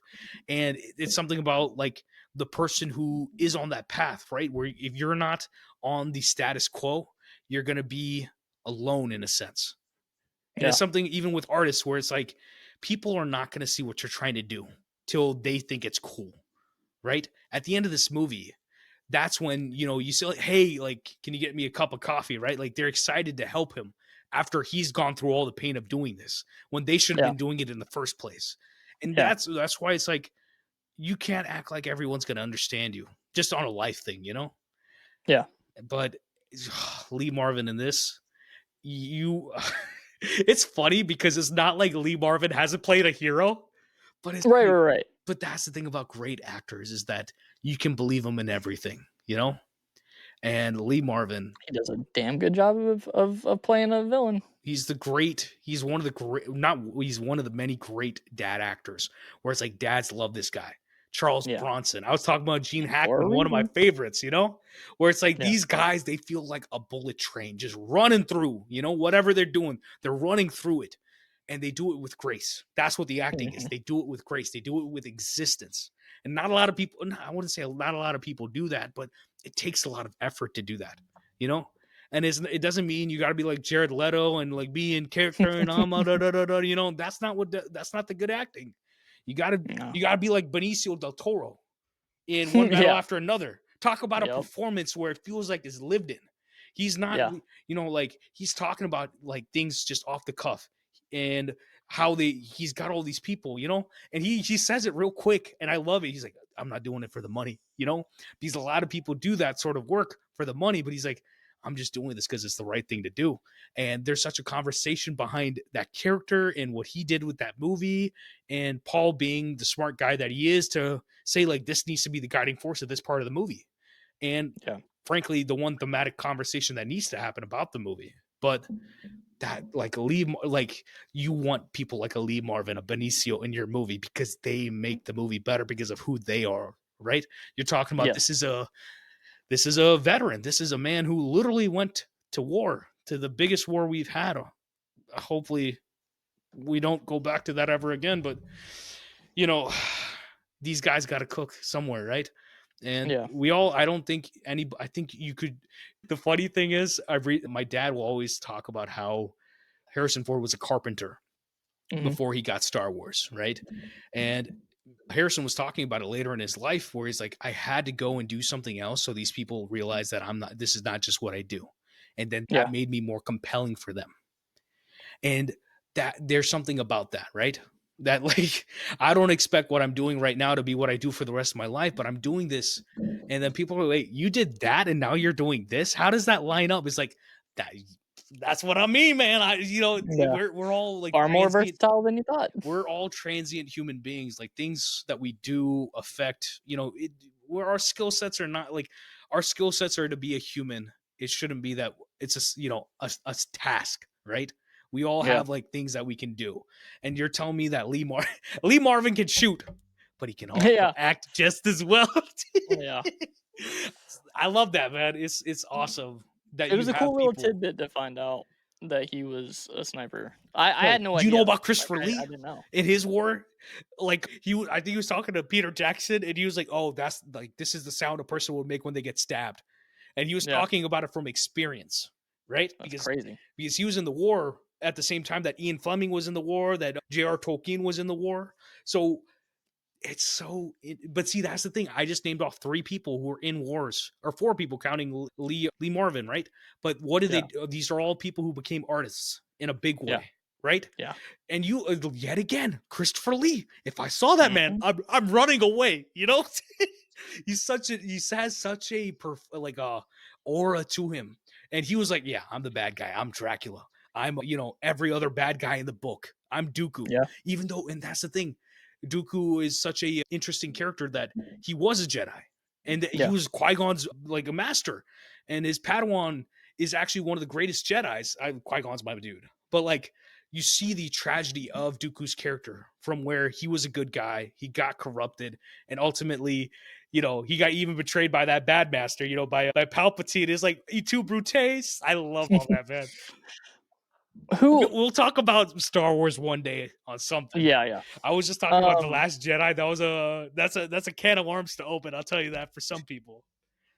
would you recast anyone in this movie at all? I know Oh, I kinda I said that I was wouldn't. Would you? I was sitting there the entire movie, and I was like, "Who is gonna?" Literally every time Lee Marvin was on screen, I was like, "Somebody has to have this energy, right?" Like, Well, yeah. like So, an like, if Austin we were Butler or to something like that. I was like, there has to be someone who has this energy, and I don't mean this in a bad way. I mean this in a great way. I think there's Yeah. a lot of women today who could play the Debbie Marsh character in the sense that we live in a time where more than ever, it's not perfect, but more than ever that women are getting into a place where they can be these full-fleshed characters that are one of one that drive the story, and not at the behest of like a main character, a man, but just for themselves as a character within a movie. And there's such a nuanced conversation to have about that, right? Where it's like, Mhm. is this person just here to move the plot, or are they here and existing as a character, and then their character and the other character collide, right? Yeah. There's a nuance behind that. Yeah. Would you put anyone in these roles at all modern day? Or I guess a better question would be if you were to recast this entire, movie for current day, who would you have at least for the 5 like, the 3 women and I So guess, the first Lee person that Marvin's comes up, character and Glenn Ford's character? Glenn Ford's character it'd be Chadwick Boseman Okay. in this, and I don't usually go past that line, but like I care so much about the character of like T'Challa, Yeah. and I don't have to even reason what is the effect that Chadwick had playing that character, right? That he is literally the mythological character that kids, or not mythological, but mythological hero. This is the hero character that kids are going to know, right? Yeah. I I see the merit of a Iron Man, but I prefer the Black Panther, right? That this is someone who has to do the right thing. He ain't got a choice. And when push comes to shove, he does the right thing, right? He has to figure out that situation within his kingdom, within his life, within the status of his country, because he has been given this responsibility in the same way that Glenn Ford, as a police, as that entity, as a detective, he's been given that responsibility. So, and what happens to him, right?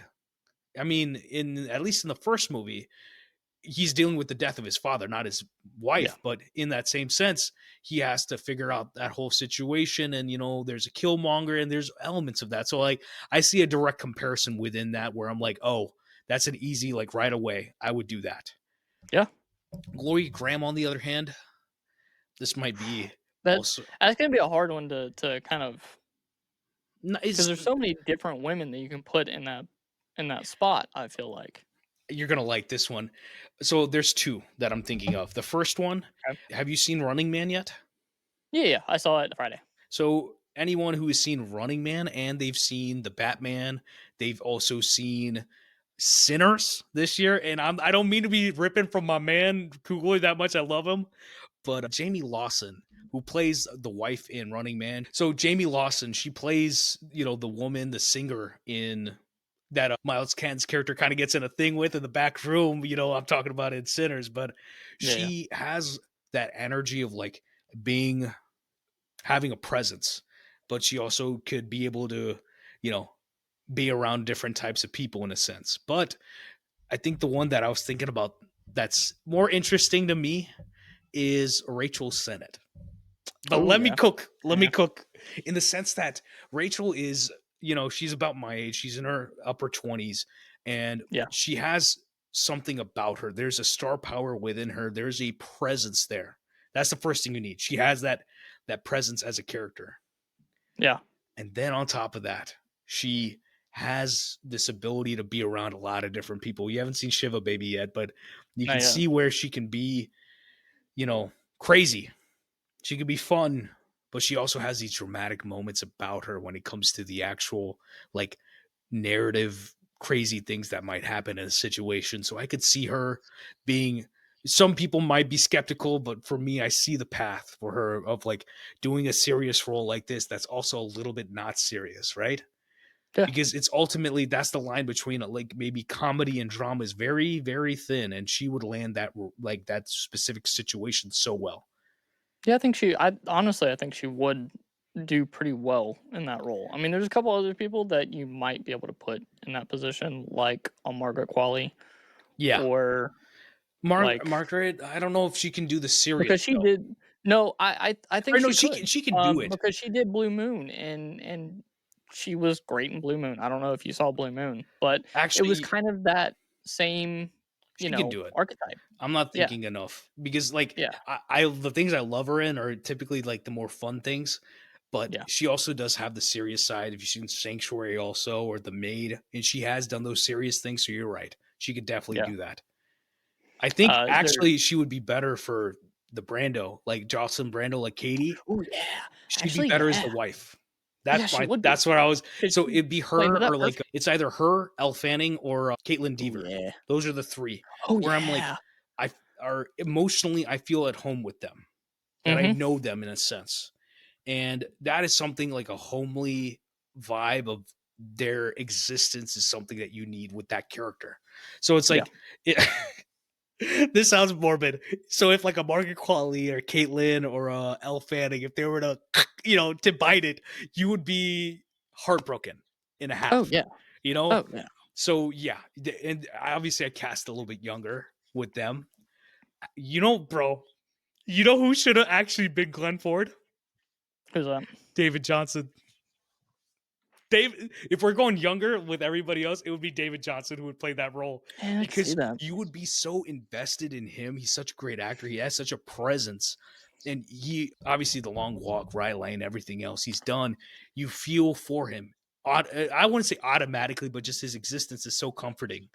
And you would want that in our lead. And you could see the anger come out of him, all that sort of stuff. And that would be awesome to see. So that's like a 30s 20s sort of thing where I would want this cast to be a little bit younger in that sense.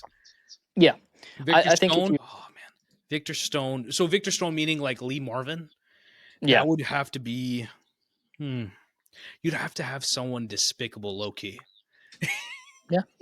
You would. No, no, No, you're and I not mean in kidding. the sense where it's like they're so like conventionally attractive in a sense that you find them horrifying.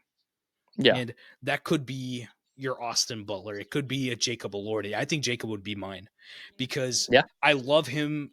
In Euphoria, I call him young Patrick Bateman in the sense that like you're so drawn to that character, but there's such a morbid, like disgustingness to them. Mhm. That character that Elordi plays in that show. So Jacob Elordi, hot off of Frankenstein, he would be my Lee Marvin. And Yeah. imagine that he would be. I think it would be interesting to see him play the. Like he would obviously have a lot of people around him. Like a young Leo. Leo would have played that role if when he was younger. Mhm. Imagine Great Gatsby, right? Yeah. That he's supposed to be this sociable person, but ultimately he's a cog within the empire of a villain of a crime enterprise, right? And that's the thing. This movie, there's a lot of like, obviously the bad guy in this movie is like organized crime, but they don't lean into the elements like a lot of other movies do, right?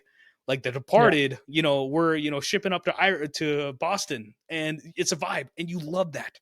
But this movie, they like Marty's sensibility is that I want you to have so much fun with these characters that are terrible people, meaning that he gives you empathy for these people and you feel for them. And that's something that needs to happen. But he also shows you the backside of that these people, they do these bad things and it catches up with you. It's that Catholic thing where it catches up with you. Goodfellas, Yep. it catches up with you. Wolf of Wall Street, it catches up with you. And we love that from, Big Man. But this is something different, right? There's a nuance Oh, to very this much so. that we haven't. And that's the thing. Talk about the Irishman. The greatest thing about the Irishman is that last 20. Bro, it's so sad that you love it. That It's and and it's a long trek to get there, That's but true.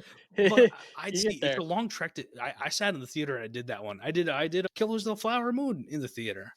Yeah. You just gotta fast a little bit beforehand, but like you can sit there and enjoy like a movie like that in full presence, and you want a tragedy like that at times in certain movies. This movie didn't need the tragedy though. I'll tell you that because we get the Yeah. tragedy pretty far in the middle. Like I Pretty told you, this is a yeah, great. right in the middle. This is a great look of like what a revenge movie should be. That you want Mhm. to have ultimately a happy ending of some sort, and you got to figure out what that is for the Yeah. character. It doesn't Yeah. have to be a whole happy ending because obviously Gloria Graham's character is literally dying, but you want a bittersweet, a bitter happy, like Yeah. a dark chocolate of an ending. Yeah. That it is dark, it is bitter, but it is ultimately sweet. So Mhm. Is there anything that you didn't like about this movie at all? Like, anything at all? Because now that I'm thinking about it, like, you already know I I'm trying. I ain't never trying to be a hater. I'm trying to yeah. think Is there genuinely anything that though. you would change? Like, No, overall? I Not just mean, cast, but, like, overall? Because even, like, the score was perfect to me. I yeah, felt like the score was I little bit of tidbit about me and about my life. In middle school, high school, and a little bit in college, I played clarinet. I listened to this music, and I kid you not, I sat there and I was like, "Kinda wanna pick it back up again," because because the music was so good. about And then I halfway was through the like, movie, is it an "Oh, oboe or a man." clarinet? It's a clarinet. It's It's a clarinet B-flat that's clarinet, playing, yeah, yeah. and it's that classic film noir, like Yeah. melancholy. Things are kind of sucky, but they're dry, but they're intense at the same time, and it's just like as a feeling, Yeah. and And it that's what draws you you get. in. Yeah, It draws you in perfectly. and that's the thing about movies like this. I don't think this movie's boring, but I think No. God, intentionally no. when it comes to film noir, specifically when it comes to Lethal Weapon, when it comes to Blade Runner, the movies I love, they have something quote unquote boring about them because you're supposed to feel what the character's feeling there, right? Yeah. You're supposed to feel this level of sadness almost that they're feeling or this apathy that they're feeling, right? Because a lot of these film noir movies, the main character isn't necessarily the guiding force of morality. I mean, they Mhm. might be it for morality, but not for motivation, right? Because these characters usually they're down a bottle or they're doing something else, and then they have this case come upon their desk. And it's like you have no choice but to solve this, and that's why this movie is a interesting like permutation of that. It's a different change of like what the motivation is and how it lands and all that sort of stuff. So because like you come to like Maltese Falcon, right? Bogart's character and this character, it's night and day difference wise in terms of character. But Yeah. but the same thing when you hit the back end of both movies, you're invested in them and you're like, they need to get this done. Whatever's happening in both movies, respectively, it just hits the sauce with those characters. And Yeah. yet again, another great performance in that version of Maltese Falcon. But Yeah. yeah, no, I had no complaints because Do you like do you feel like this this is one movie of those. holds up? What's up? Do you feel like this movie holds up? Like, if you I were to think show this to a modern audience I and be always like, say, like, "Don't ask I any always think questions, about just my watch." nephew. I think about my niece and nephew. I think about like the you're 12, 13, 18, the teens, right?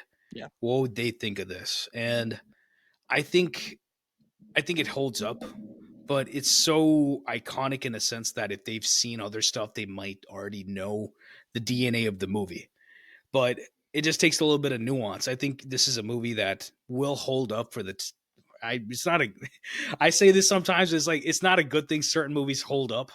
You would hope that society gets better and that people get better. People aren't apathetic. People are, they're more like Sergeant Banyan than they are like Victor Stone.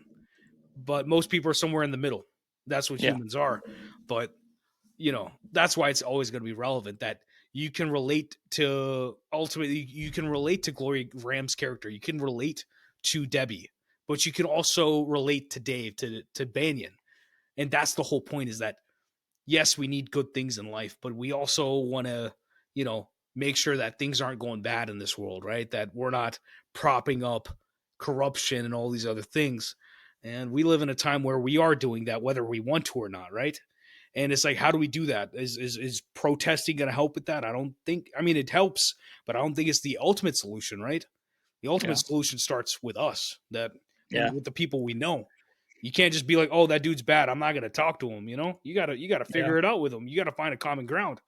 And that's some people will be like, "No, these people are far too gone. No one's far too gone." Was It was Gloria far too gone? She's literally the Nah. person who's benefiting from this the most. And she didn't change her mind just because she got coffee thrown on her face. You know, she already felt this way. It's just that ultimately became like the path that happened, which sucks. But this is a movie. Real life isn't like movies. it's so cool to see that themes that are touched on in the 40s, 50s, 60s Yeah, can still have a profound all. impact. But that Yeah, they're pushing modernity, and today. the reason is like, why is Shakespeare relevant, right? Yeah. These are elements of humanity that are distilled into movies, right? And that's the thing. We were talking about Trap. I was talking about Trap with Peyton. There's something about that movie where it's distilling a human feeling down into, and it's a human feeling that we all don't have, and that's why it's interesting that we are not in the perspective of a serial killer, right? That this person he sees the world as being something that you can corrupt and just take over, and you're gonna get away with this. And then he has the other side of like he cares for his family, he cares for his daughter, he cares the way that she sees him, and then that world collides. And there's something compelling about that because that's something about the way people see us, right? It's about the more or less, like I was saying, the morality of like how am I with these people, how am I with these people, what is my characteristic when I'm with all these people, am I the same person, a different person? It's relatable, even Yeah. which is messed up Very to say because it's a relatable. serial killer, right?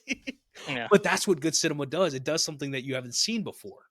And whether you fully like it or not, that's something you appreciate. I appreciate. So there is something timeless about the movie, like you said, when it comes to the themes, but it's also, I think, the way that these characters ultimately like resolve, right? Yeah. That we need the good guy to win. Yeah. Like usually these film noirs, they don't win. Yeah. And this one, he wins, and it's a bittersweet win, right? That he lost his wife, but he still wins in the sense that people understand what he was trying to do, and he did something that's actually going to make it. Or we would hope that made a difference, right? He rid, like in a very black and white way, as the movie is black and white, that he rid the corruption of the city, right? Yeah. Not that is ever done, right? That's the Batman of it, that you can rid one problem, but it's like weeds. You pull one, another one's going to come out of the blue, right? And that's the thing about also Batman that I love so much. I love the detective part of Batman for that very reason.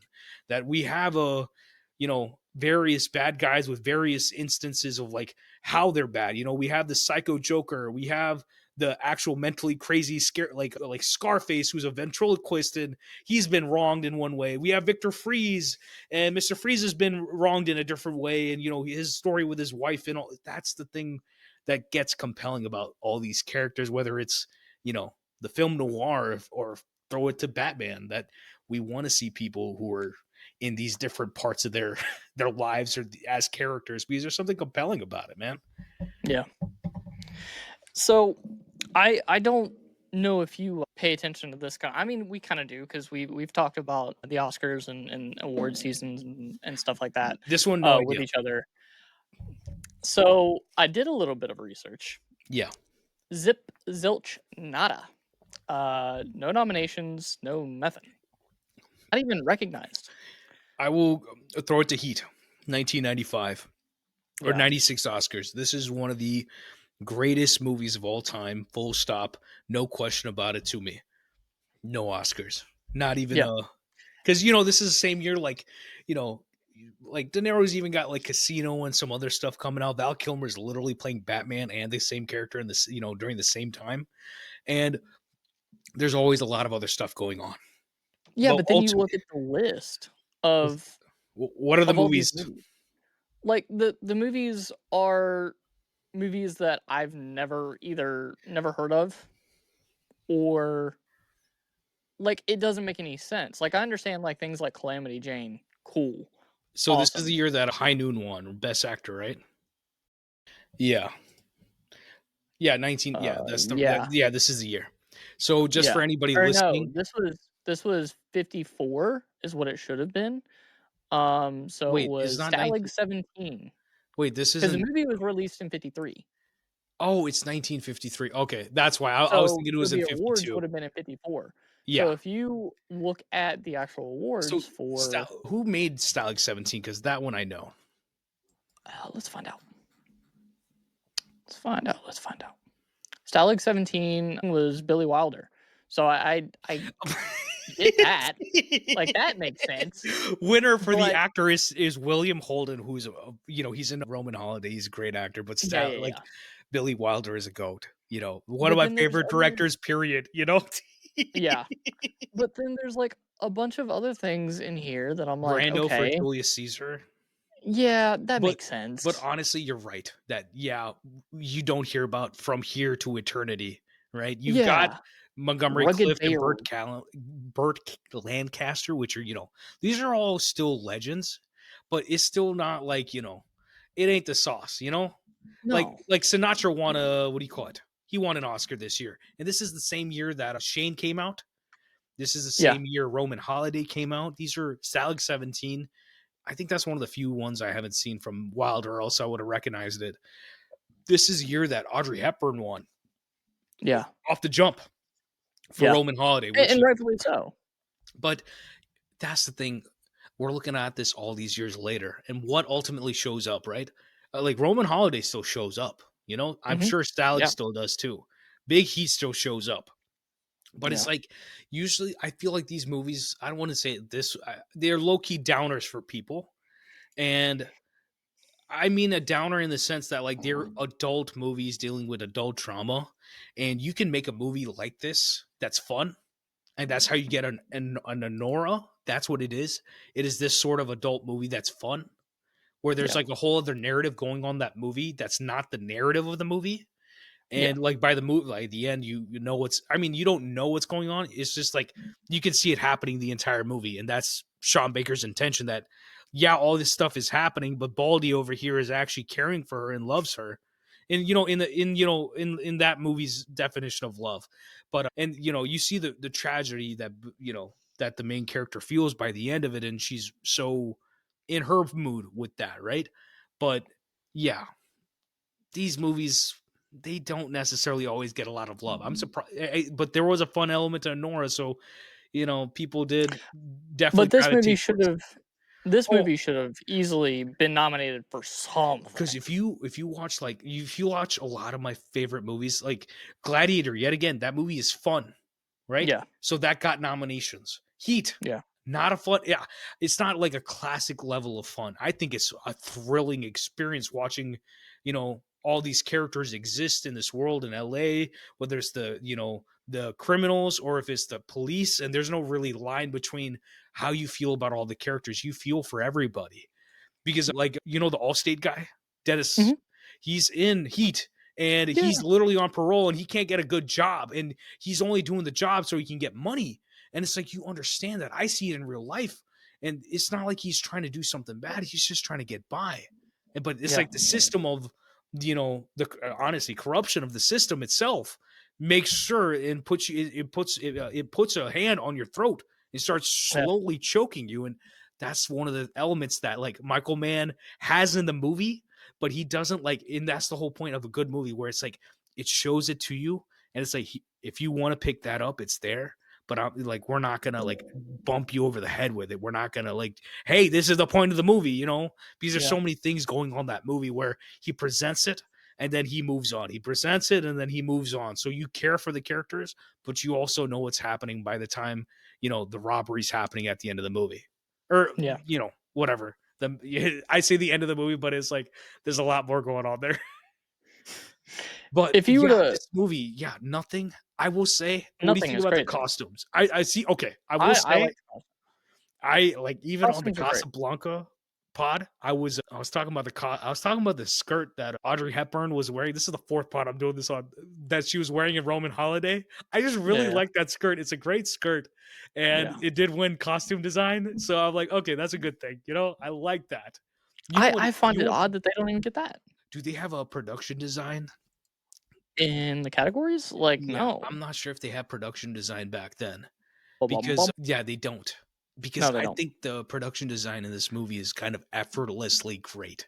Yeah, so where And would you I where would you put this in? I think Roman Holiday might have won for production design just for the fact that this is the first movie that went to Rome and shot there. Yeah. So I'm not discounting this movie for that, but it's like I do love, Of even though we talked about the whole thing with Michael Mann. I still love the visual of this movie, and there's such yeah. an intention behind it.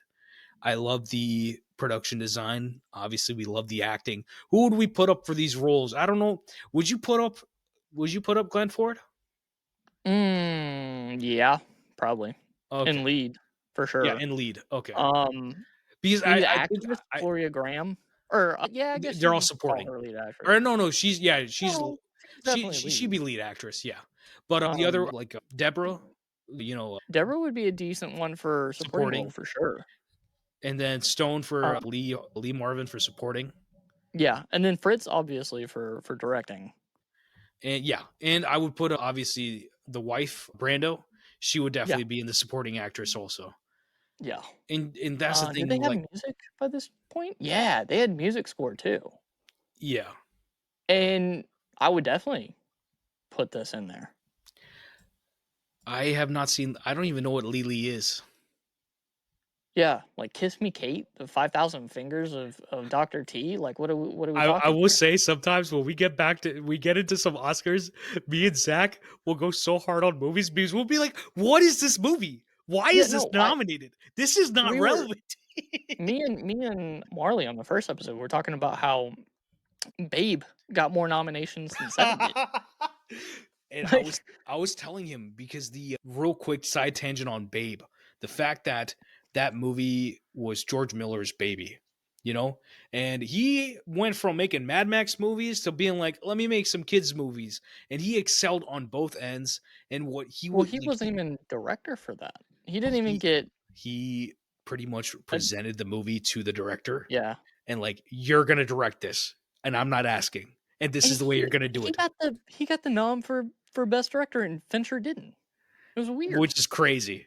It Which just is it just crazy. Because it no doesn't offense to Babe, but you ain't directing in the same realm, brother. no. No. Because I'm because okay, put it this way, swap the roles.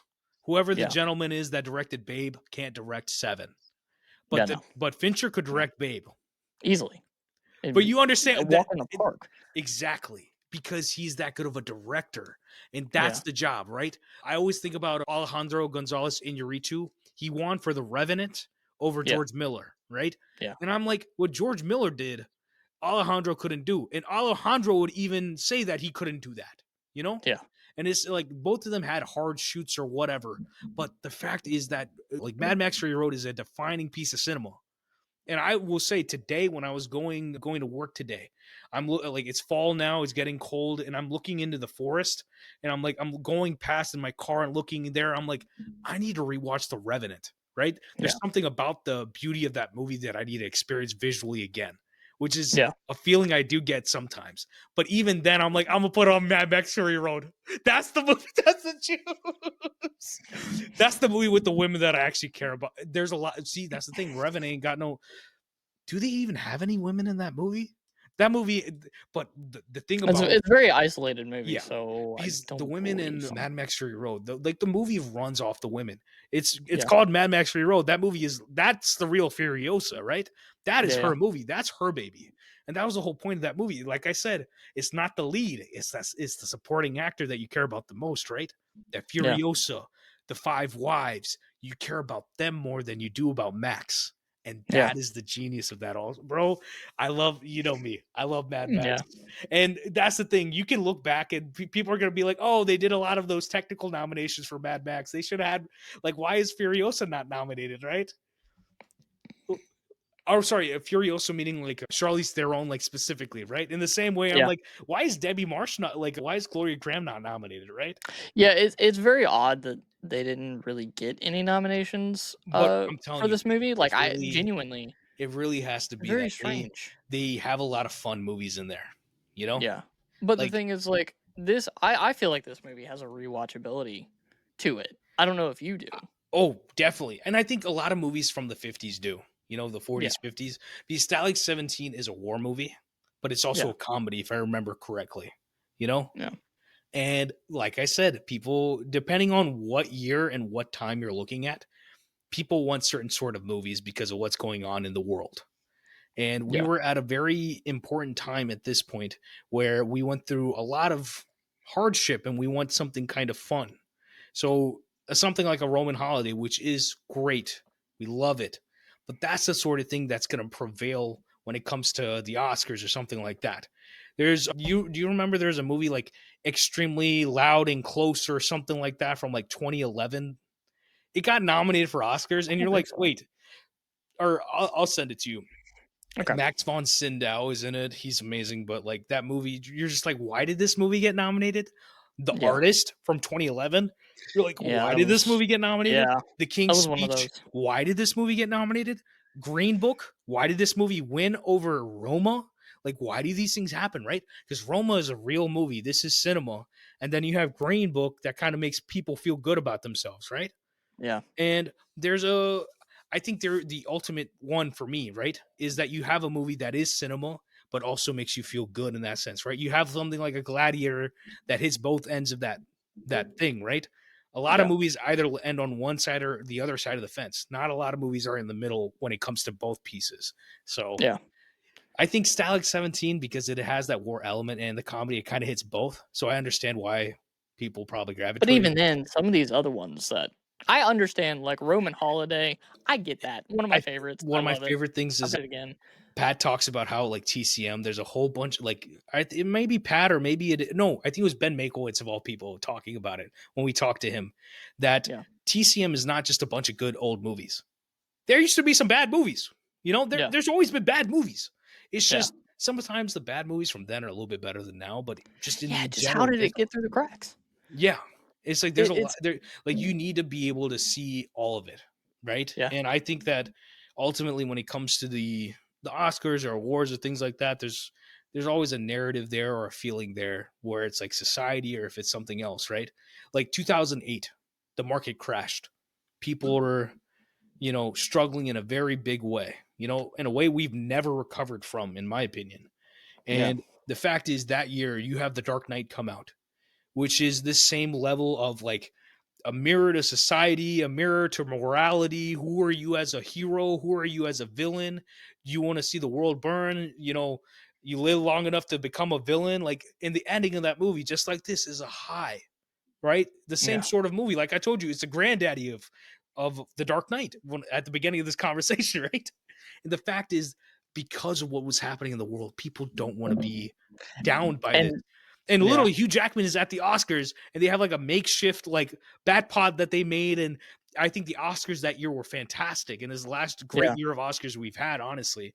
Conan, besides Conan, but that's the sort of thing where it's like you want to have that emotion, but it's like, do people really feel that also, right? yeah, So it's like people rather, I mean, depending on the year, they might go for the downer, even though it's not a downer, they might go for the real cinema. Other years, they're not going to go for it, right? yeah, Like it, it's just the situation of like it's a good reflection of humanity at times, but it's also not a good one at times, also because you know I'm not, it's funny that, Spike Lee made Black Klansman. And that same year, there's another Driving Miss Daisy sort of movie that comes out.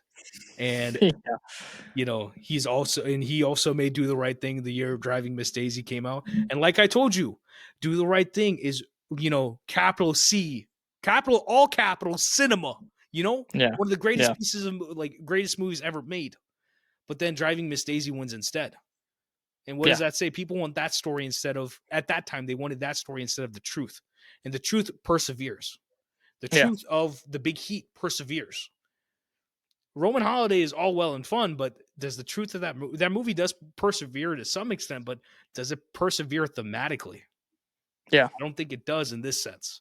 Which, Pat's probably going to listen to this, and then I'm about to get like, a million texts. And I'm not being negative about that movie in any way. I love it. And it's same thing as this is a 5-star, 10 out of 10, a 12 out of 10 movie, dial it up, Spinal Tap. But still, we want themes. Themes are I was telling you about this when it comes to like talking about movies. You need movies with themes because that's what you can talk about. I yep, love Twister, but there's no themes in that movie. yeah. That There's yeah, conversation is that well is gonna run dry pretty it's fast gonna once you run start dry to dig it. real fast. Yeah, Because you can talk about the technicality and everything and how you make a fun movie and how like your tertiary or quaternary character of Philip Seymour Hoffman is going to add to your movie and why that didn't happen in the Twisters, the 2023 movie. You can talk about all that, but that well drawn dry pretty dang fast.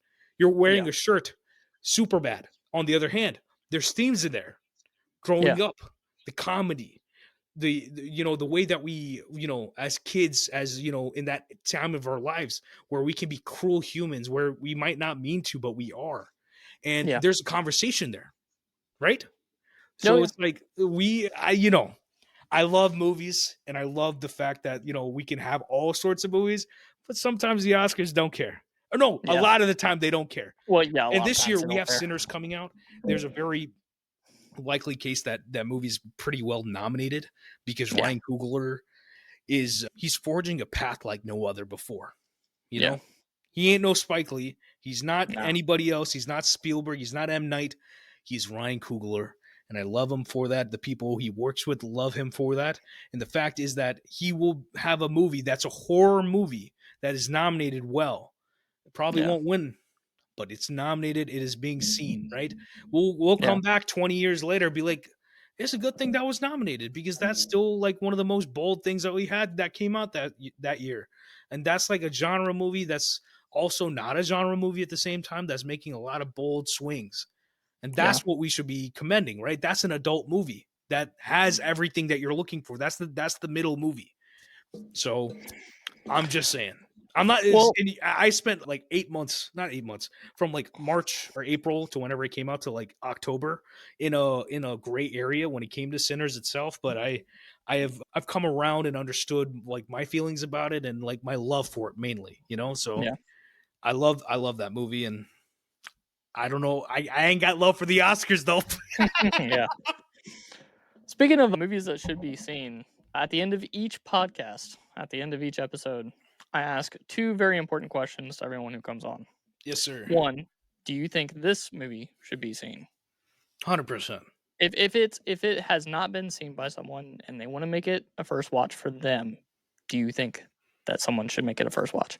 You need to make this movie a first watch. The Big Heat should be a first watch because the fact is that even if you don't watch every other movie that came out in the 50s and you just watch this one, you would understand the fact is that they were always making good movies and arguably making greater movies then than today, with with even more restrictions than today, Yep. because what matters is what you're talking about, how you're talking about it, and how you deliver it.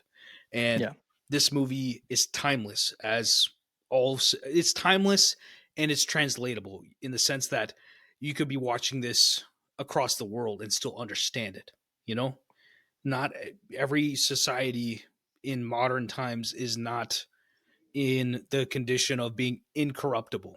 They're all corruptible, and that's the issue still, right? And that's what this movie talks about. And they mean it in the sense of the people, they mean it in the sense of society. And that's a conversation I think that's timeless.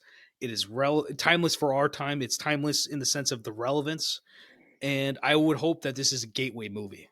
You know, Yeah. 12 Angry Men is a gateway movie. This is another one. Roman Holiday, even though it's fun, it is a gateway movie of being like, oh, these are some great movies. I like. Why am I not watching more black and white movies? And Yep. you know, the Oscars even have a category where it says black and white for like cinematography, a black and white, and then a color one. Yeah. Because this is the '50s was an era where you have both, Yep. and there's an intention behind shooting something in color and shooting it in black and white. And obviously, film noir, when you shoot black and white, is kind of a must. And you Yeah. know, because of the shadows and everything, and it's a Schiaro effect or whatever, the lighting when it comes to, you know, the windows and the way the lights come through. And yeah, there's an intentionality that needs to be watched with this movie. And I feel like if they watch this for the first time, you're gonna feel something. You're gonna think about it. So we want thoughtful cinema that's also fun. And that's what this Yeah. is. This Oh yeah. because it's a whole lot of fun, but it's also like, oh wait, hold up. Why is that still the situation right now? Holy crap, they're still on the money about this one. You know, like you feel that, and you also feel the, you know, oh my god, she did, and then you're like, oh my god, like she really threw that, like he really threw that on her face, or you know, whatever it is. You still feel those like high emotions as the Yep. movies go, and then by the end, when Victor's like, shoot me, it's like, and then you're Do like, it. oh, you know, throw it to like Dirty Harry's like, make my day, punk, you know, like that sort of Yeah. thing. So yeah, that was a whole lot of nonsense, but a whole lot of like love for watch this movie, you know, Yeah. Seriously. obviously. Are there any movies that you think that don't get enough love, that are not mentioned enough, either on film Twitter, through podcasts, through whatever, that you feel like people should also watch for the first time? I wanted to, so there's obviously a lot of movies that always are like that. The one that I have always recommended through, like, since I saw it in 2013, Prisoners from Denis Villeneuve. You know, this movie, that movie, they feel very similar in the sense that they feel like a cold, hard, rainy night in a good way. Okay. But the main ones, the first movie that came out of the jump, that I was like, oh, this is a movie about women. And when I was watching the movie, I was feeling like this is the DNA that, like, where I'm like, this movie is the big heat, but it's, you know, there's something else going on there, and you're not naming it in a sense. And the movie is the 1971 classic movie, in my opinion, Clute. Did we talk Mm, about doing Clute? I feel like I yeah, might we have. did. We Yeah, did. We and did talk about it. I didn't It's on mean the it's on there to the be it's like a on the docket. congruence, but it's like Clute is a movie where it's like Clute is the name of Donald Sutherland's character, R.I.P. But the movie's not about him; it's about Jane Fonda's character, and it's like it wasn't, you know. There's also, it feels like this movie is a bait and switch in a good way. Clute is also a bait and switch in a good way. Yeah. And then the other one, you know, skip all the way. I'm talking about Heat. I'm talking about The Dark Knight. But I'm talking about these grand scale crime movies. Widows, 2013, directed by Steve McQueen. Viola Davis is in it. Wicked 2 is coming out. Cynthia Erivo, Elizabeth Yep. Debicki, Michelle Rodriguez. The Men, Liam Neeson, John Bernthal, Colin Farrell, Daniel Kaluuya, Brian Tyree Henry. I don't know. I'm forgetting his name. The guy from Apocalypse Now and Godfather and all that stuff. The guy who's like, oh, I love the smell of napalm in the morning. Y'all know I who I'm know talking you're about, Robert. right. Yeah. But great cast, great movie, because it's a movie about, you know, these women who, you know, their husbands are like whatever robbers, and something happens Yeah. to them, and then the women have to end up paying for it. and there's something going on. There's a societal thing of corruption going on. There's the political side of it. There's the story of the women themselves, and then their relationships with their husbands. And it's the same sort of like energy as this. Yeah. So Clute has one of those energies. Widows has a lot of that energy, and both movies, like Clute is, kind of, people know about it, and I love that. But Widows is one where I'm like, I feel like the conspiracy theorist with my friends, where I'm like, guys, y'all don't understand. Like, I'm that guy. Like, y'all don't understand. This movie is great. This is heat for us in the 2010s. This is our Yeah. movie. That sort of thing. And I don't think I'm crazy when I say that. So I need to rewatch Heat. I mean, I'm sorry, excuse me. See, I'm so heat coded. Yeah. Widows, I need to rewatch Widows. I mean, Clute is always a great rewatch too. Me and Pat have been on a bit of All the President's Men kick right now recently. But that director, he also made another movie that I love. I recently rewatched. What's his name? Why am I forgetting the movie's name? 3 Days of the Condor. Just Yeah, I need to watch that too. fantastic movie where maybe it hasn't aged so well for some people, but I think there's an interesting conversation about the woman that's in that movie and how she's kidnapped by Robert Redford's character, and there's like a dynamic between them and how that works and how that's aged, or maybe people believe it, maybe they don't. There's a conversation there, and Yeah. I think you should also people should just watch movies with women, directed by women, written by women, but also the ones they've been in through time, because I think Yeah. Clute and Widows are very giving movies. And I think Steve McQueen is one of the very select few people who could have made Widows. Yeah. And if anybody's seen Gone Girl, same writer, and she's, I don't know why I'm misplacing her name too. I love her. I love her work too.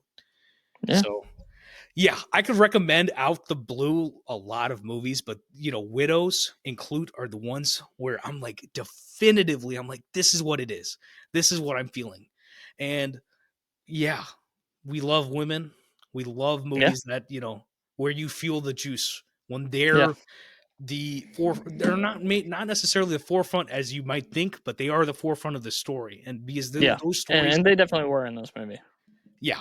So yeah, 100% were in this movie. we're hopefully we do both or at least one of them or something, because yeah, I've got a lot to talk about with those movies too, Oh, of course. because we have a lot of stories where it's like, we know what's going on. Men are pretty simple when it comes to that sort of thing, but it's like their stories are complicated and interesting in a way where it's like humanity has a better reflection, or at least, like, as a guy, you see, you practice more empathy, you know how to live in this world a little bit better, when Yeah. when you see those sorts of movies, that's all. Yeah. But yeah, the big heat, man, the big heat. It's a Heat. great movie. I'm like, now you did a lot of big reheat this week. I did. Yeah. I did. I got to do a reheat for whatever Michael For Mann's Heat. heat. Yeah. Yeah. So, Vikash, where can we find you on the interwebs? I mean, you'll link it below. Cinema Pursuit, Yeah, I will. I will. Yeah. Vikash. I'm on Twitter barely anymore. I'm never gonna stop calling it Twitter. But Yeah. yeah, Cinema Pursuit. You'll find me at all the links below. I mean, we like to talk about movies. We talk about movies a lot. We're about to do The Dice Guys on mine, and I Yes, we think are. it might not be as a heavy, even though it is a very thematic movie in the same way, because it is a noir movie in a sense, but it's also a buddy movie, and there's a conversation there that me and Drake are going to have that I feel like people need to hear, and they'll have a lot of fun with that one too. So Oh, yeah. yeah, check out the pod. We've got plenty of great episodes. Remember everything from Remember the Titans to Die Hard to, Phantom Thread. We're cinephiles over here, low key. Oh, yeah. Whatever that meme, the cinephile meme. You know what my meme is when it comes to cinema? Like, a lot of people love Once Upon a Time in Hollywood, like the pointing one. Yeah. Mine is from Mitchell's versus the Machines, where she's like, as a kid, she's just like, "Behold, cinema," and that's me. That's Yeah. literally, me. That's me. Yeah. Behold, Yeah. cinema. Alrighty. That wraps you up pretty well, actually. Yes, sir.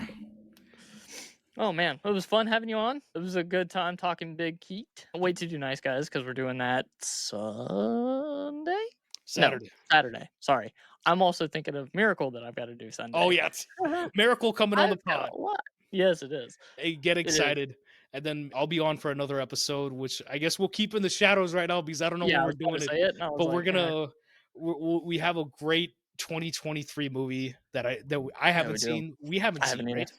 Yeah, I haven't either. And it's one movie I hope it hits us just as the big heat hit us, So Yeah, so I'm excited to do those as well. stay excited. We're grateful that you're listening, and I hope y'all keep listening to this pod because it's a great format. I love it.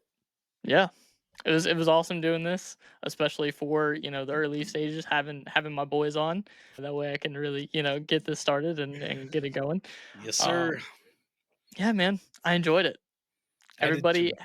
have a good night. Have a good day whenever you're listening to this. Until next time. Have a good life. Bye. Bye.